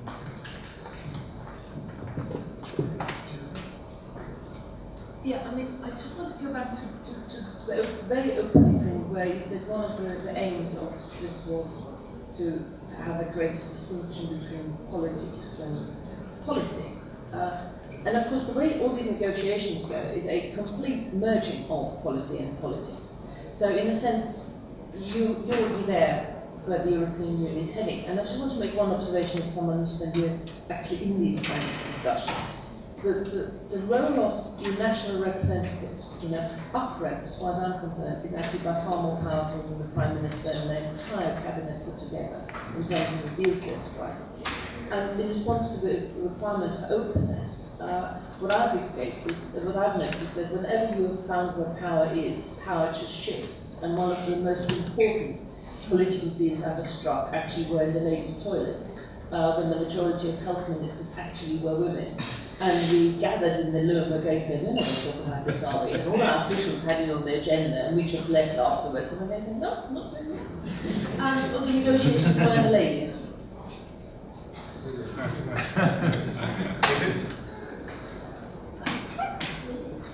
Just go back on a couple of points. Points about the comitology issue. I do think this demonstrates absolutely completely why political and politicised and accountable leadership of the future is necessary. So you know where the buck stops. And I don't think it can be done through 28 different places in 28 different ways. I think at the end of the day, the way that you address the problem of unaccountable technocratic decision making is through politicised, democratic and accountable leadership, i.e. the College of Commissioners being much more accountable in a politicised way. I think that's the solution to that problem. Following on from that, coming to Professor De Vries, yeah, of course the electorate is ignorant, and of course what this talks about. All right, but the Brussels bubble discussion is completely different from the one we're going to have now. Of course it is. Indeed, I think what's happening now is a fascinating learning process by party leaders. Party leaders are actually learning what their member states signed up to in the Lisbon Treaty. The Lisbon Treaty is very clear. The President of the European Commission will be elected on the basis of a nomination by the European Council to reflect the outcome of an election. And that's, I know, but it's never been there before. And it does take us into a whole new territory, which potentially takes us towards a personalised, politicised campaign where you could have debates between parties and between party candidates for high office, which we've not had before. So I think there are possibilities to see 2014 as being different from what went before. But I agree with this. I share the scepticism. But I do think it opens possibilities and opportunities. Versus EU tech debt. I mean, this is an age-old debate, both in political science, but also in current affairs. It seems to me that things haven't really changed all that much. That's the way Europe has been progressing, and I think the EU is most effective when it is least visible, when it's being seen to when it seems to have the least impact on our daily lives, and it's clearly not the case nowadays. Because of the crisis, people want answers right now, and clearly they don't seem to get them from their elected MEPs, from their representatives in the European institutions, and so on. And this is why nation states and heads of government have taken over and have tried to basically reset the new terms of the agreements. I mean, Europe is basically an evolving contract, right? And it has to be constantly renegotiated, rehashed, has to be redefined, and in different ways. And that's the effect of a crisis on Europe and on the process of European integration. When a crisis breaks over, then basically that's when nation states take over and redesign and redefine the terms of this contract. And that's when, that's the whole idea of creeping into governmentalism, which eventually gives way to creeping supranationalism. And I think I very much agree with Professor Deus on this point. So, what's going to be left over once the crisis is over, at least in nominal terms, right? In terms of going back to positive growth levels, we're still going to have a stronger Commission, a stronger European Parliament, stronger institutions.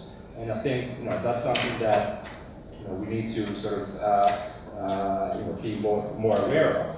So in that sense, yeah, I mean, of course we need more direct democracy, but that's the way that the current sort of indirectly democratic model has been working, and there has been a lot of progress since the EU was founded. So yeah, I guess that's my point. So thanks.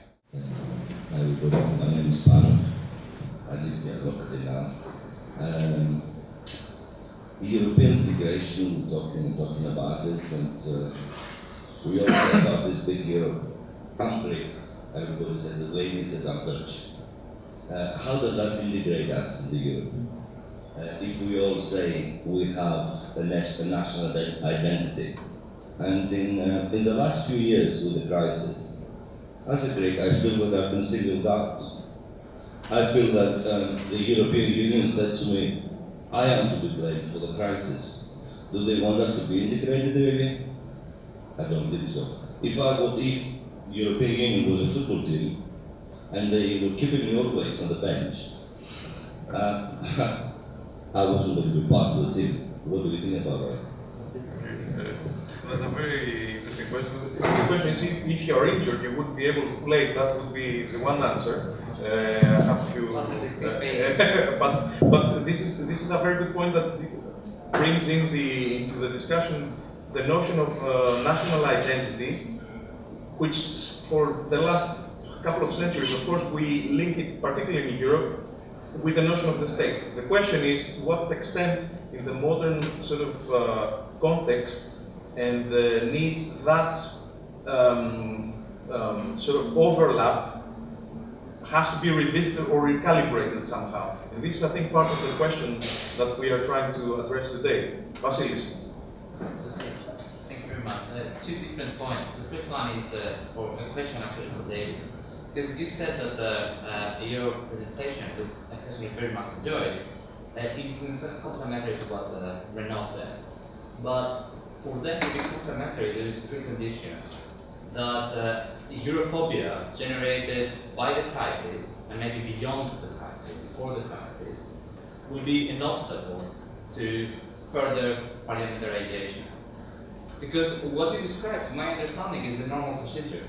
This is what has always been happening. Lisbon, it was negotiated before the crisis. Since the 70s, that the European Parliament is always increasing, getting more and more power. So my big question mark here is whether the Europhobia, and I very much like that term, generated by the crisis, will not put an end, but will hinder that process. And then the second question, just to echo what Antigone was saying and the debate you had with Albert and the remark here, I don't think that this is a question of national sovereignty. If there is something we should worry about, this is popular sovereignty. It is not that national sovereignty has been given by Greece to Brussels, to Merkel, etc., etc. It was given, yes, of course, this is European integration. It was done by a democratically elected government. This is what it always happened. I mean, from the perspective of international law, this is a question of trust on powers. This is the way things happen. This is the normal pathway, let's say. My problem, and this leads to what Aldi was saying, is the way this was done. And this is not a question of national sovereignty, but of popular sovereignty. How do we make those decisions? And I'm not one of the persons who are, not take me wrong, I mean, I'm not against the memorandum, etc. But you mentioned, I don't know how many, 300 pages, the software instrument? Well, something like that is, I mean, that heavy, that lengthy is also the memorandum. And this passed the second one from the Greek Parliament with one single article. Are you in favor, yes or no? Who drafted this as being measured? It is not, I'm not against the result. This is something different. What I'm pushing here is what is the procedure we follow? And the whole debate about European integration and direct democracy, should it be more direct, etc., is based upon one presumption. The presumption is that the member states are democratic. Well, this crisis reveals that maybe we were over-optimistic about that. It reveals the systemic deficiencies in terms of democratic deficit within the member state.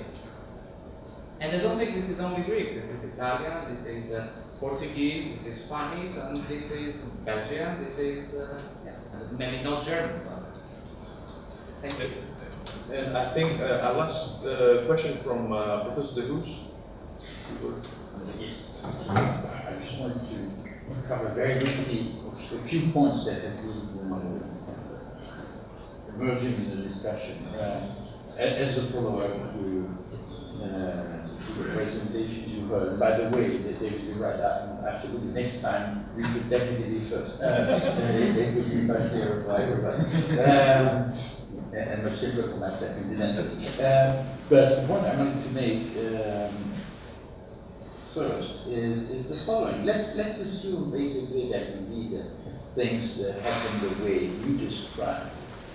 What emerges quite strongly from this discussion is that it will have implications the day after for the way the European, should I say, political system or policy-making system, I'm not sure, let's say policy-making because I think it's closer to what I have in mind, will eventually work.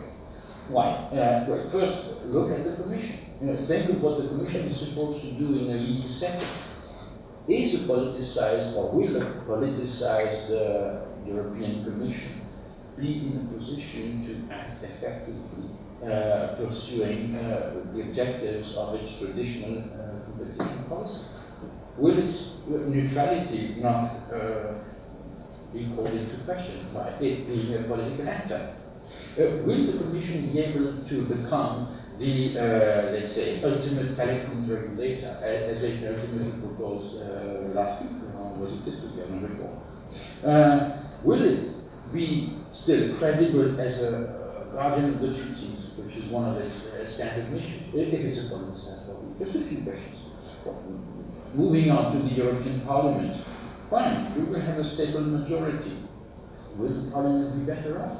I mean, if we are to move towards a parliamentary model, we should ask ourselves, how does it work in parliamentary systems? Are parliaments really the strong element in their relationship with the executive? Or is the fact that there is to be necessarily support from the parliament for the proposals stemming from the executive eventually an element that will have a detrimental effect on the quality of parliamentary control over what the executive does? You see, what I have in mind is this idea that if we are exploring this politicization avenue, then we must think of the consequences of all this for the way policy making is done. And I suspect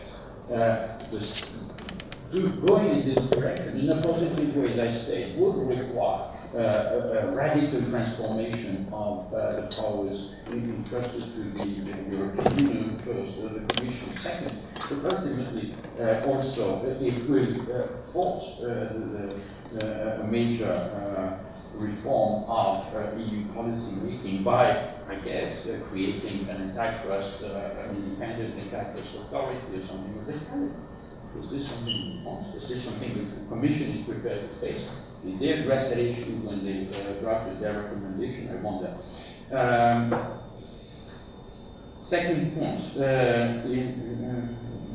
present in a number of statements that were made was the question of what will be left of the nation states if this happens. I wouldn't worry for the nation states. I mean, in a way, one could describe much of what has been taking place recently in the wake of the crisis in a mid-modern way, that is to say, trying to show that in a way the states acting together at the European level have done what was required to rescue them. As back in the 1950s, they invented this thing called the European Community in order to develop their own welfare system. And basically, what is at stake is can they protect what is the basis of the European model, we're told. And of course, there are costs attached to that, but it's not that they disappeared altogether. Even if, as I argue, at the end of the day, supranational institutions will, in all likelihood, emerge stronger. I just don't think that the political system will lose any connection whatsoever with national reality. It simply won't happen. If talking, we assume that supranationalism means many people seem to assume rather that supranationalism means something like the development of a superstate on a European plane. It's not likely to happen. I think that there will remain quite powerful links with the national sector. Which brings me to a final point in the form of a question. Yes, you're right. Negotiations and their role in democracy is an important issue. It's an important issue in any not merely at the EU level. We're used to negotiations between nation states. Following David's presentation, I would say maybe we now will have to face another type of emerging negotiation model, which is negotiation between European parties. But be assured, there will still take place behind closed doors.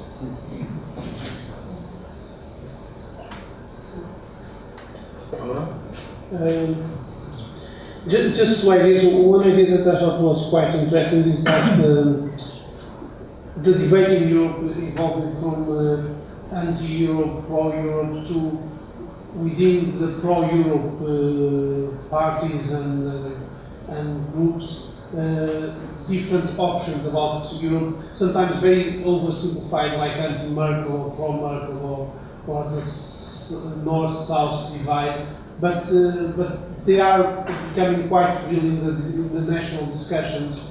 This divide in different options for Europe within groups that are not anti-Europe, although anti-Europeanism is growing as well. Another idea about the soft law and it's really strange because the soft law is really putting very strong boundaries in a lot of things that states can and can't do. And in a lot of cases there is, of course, a problem of democracy and how these decisions are taken. But apart from that, there is also a restriction in the flexibility of government countries with different laws, with different regulations, with different settings, which is quite schizophrenic when you think about the pressures that the European Union or the European Commission poses on reforming, to simplify, to make things more flexible and work better. And then in a lot of cases when you try to get to solutions, you are shocking with a lot of very strange regulations, or at least blurred regulations that you never know that any solution to this kind of problems is going to pass these regulations. And this is quite a problem. There should be a strong movement in Europe towards simplification of the law, because the lots of years that brought us till now have brought a lot of complications, and a lot of them not deeply discussed. And it is a problem of democracy, but it's also a problem of functioning the states. Other interventions? Yes, Albert? Just a very quick reaction. I think this is a key point. I think that the best law should only have like one rule, but then you have to trust whoever enforces it is capable and someone looks at what they're doing. And I think that one of the problems with the crisis is there is a massive distrust in any check and balance that we have in the system. That's why the European Commission is just going into very tiny detail of what member states can do, because that's what they can control.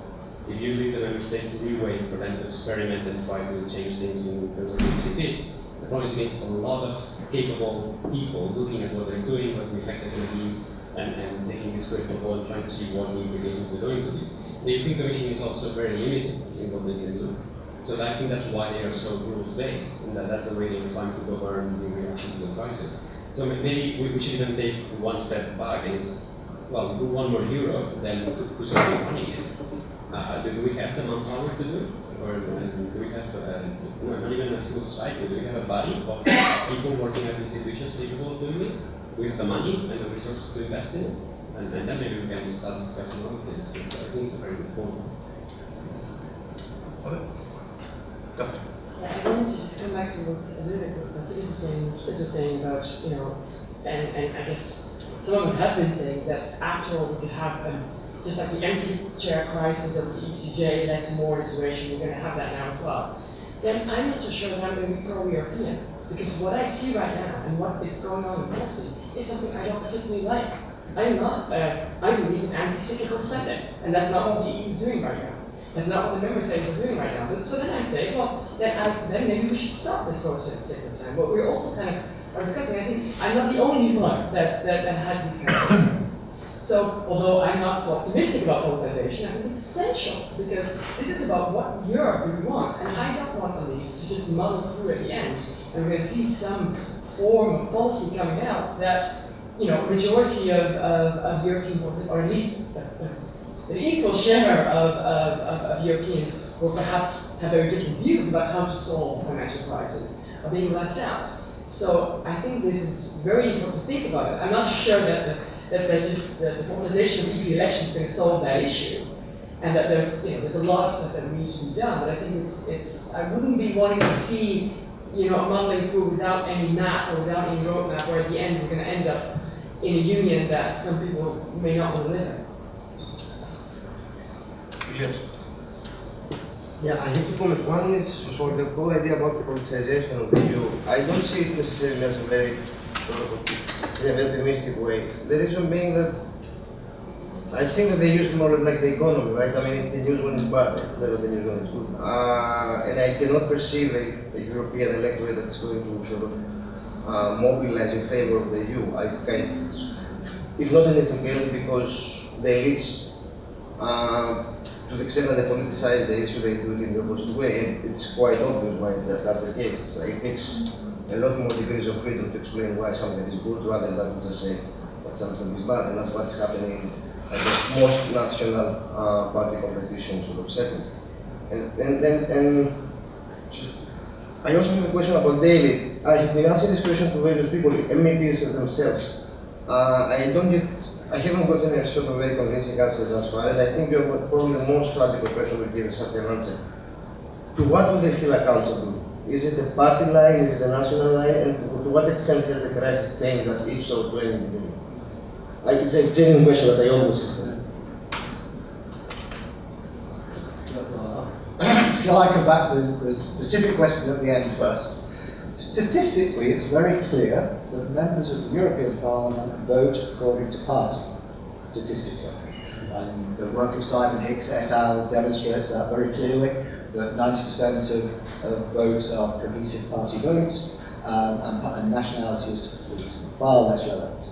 However, I am probably the first person, I think, on record, always to criticise Simon Hicks and the data, because there's more to it than just the statistics. You have to look into the details of each particular vote, because more often than not, what you get within the party is a national-based negotiation. So British Labour with German SPD with French Socialists will negotiate the thing on which there is a vote subsequently.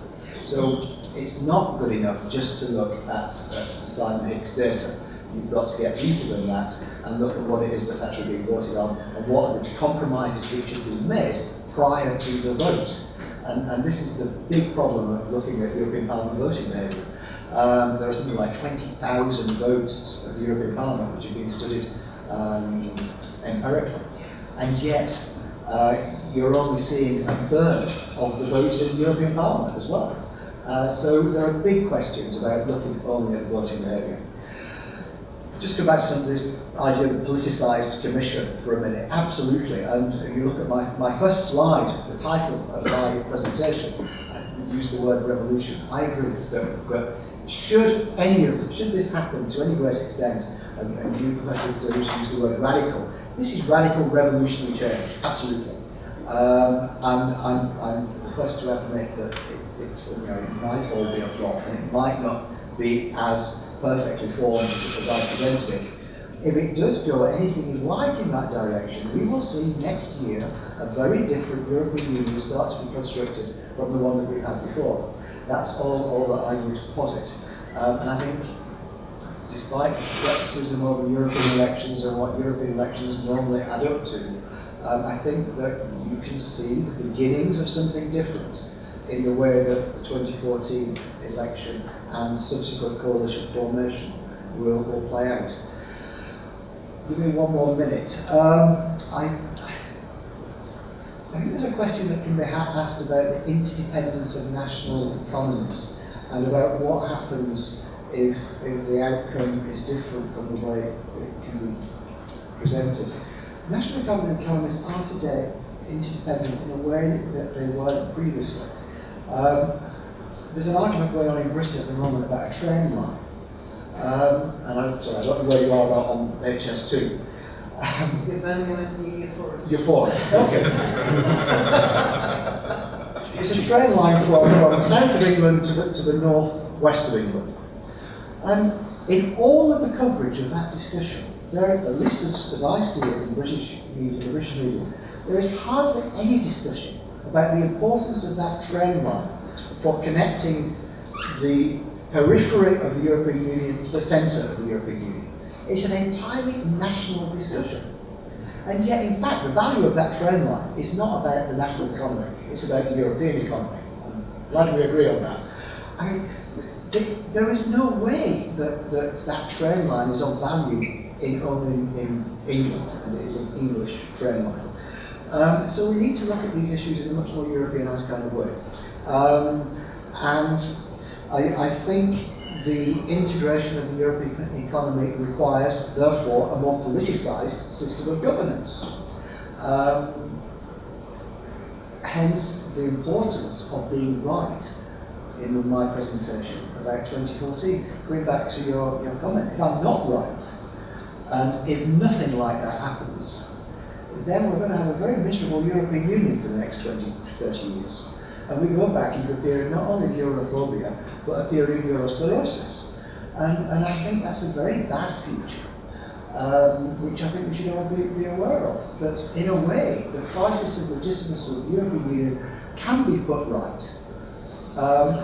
in the immediate future. If it's not, then we're going to have quite a miserable future, I think.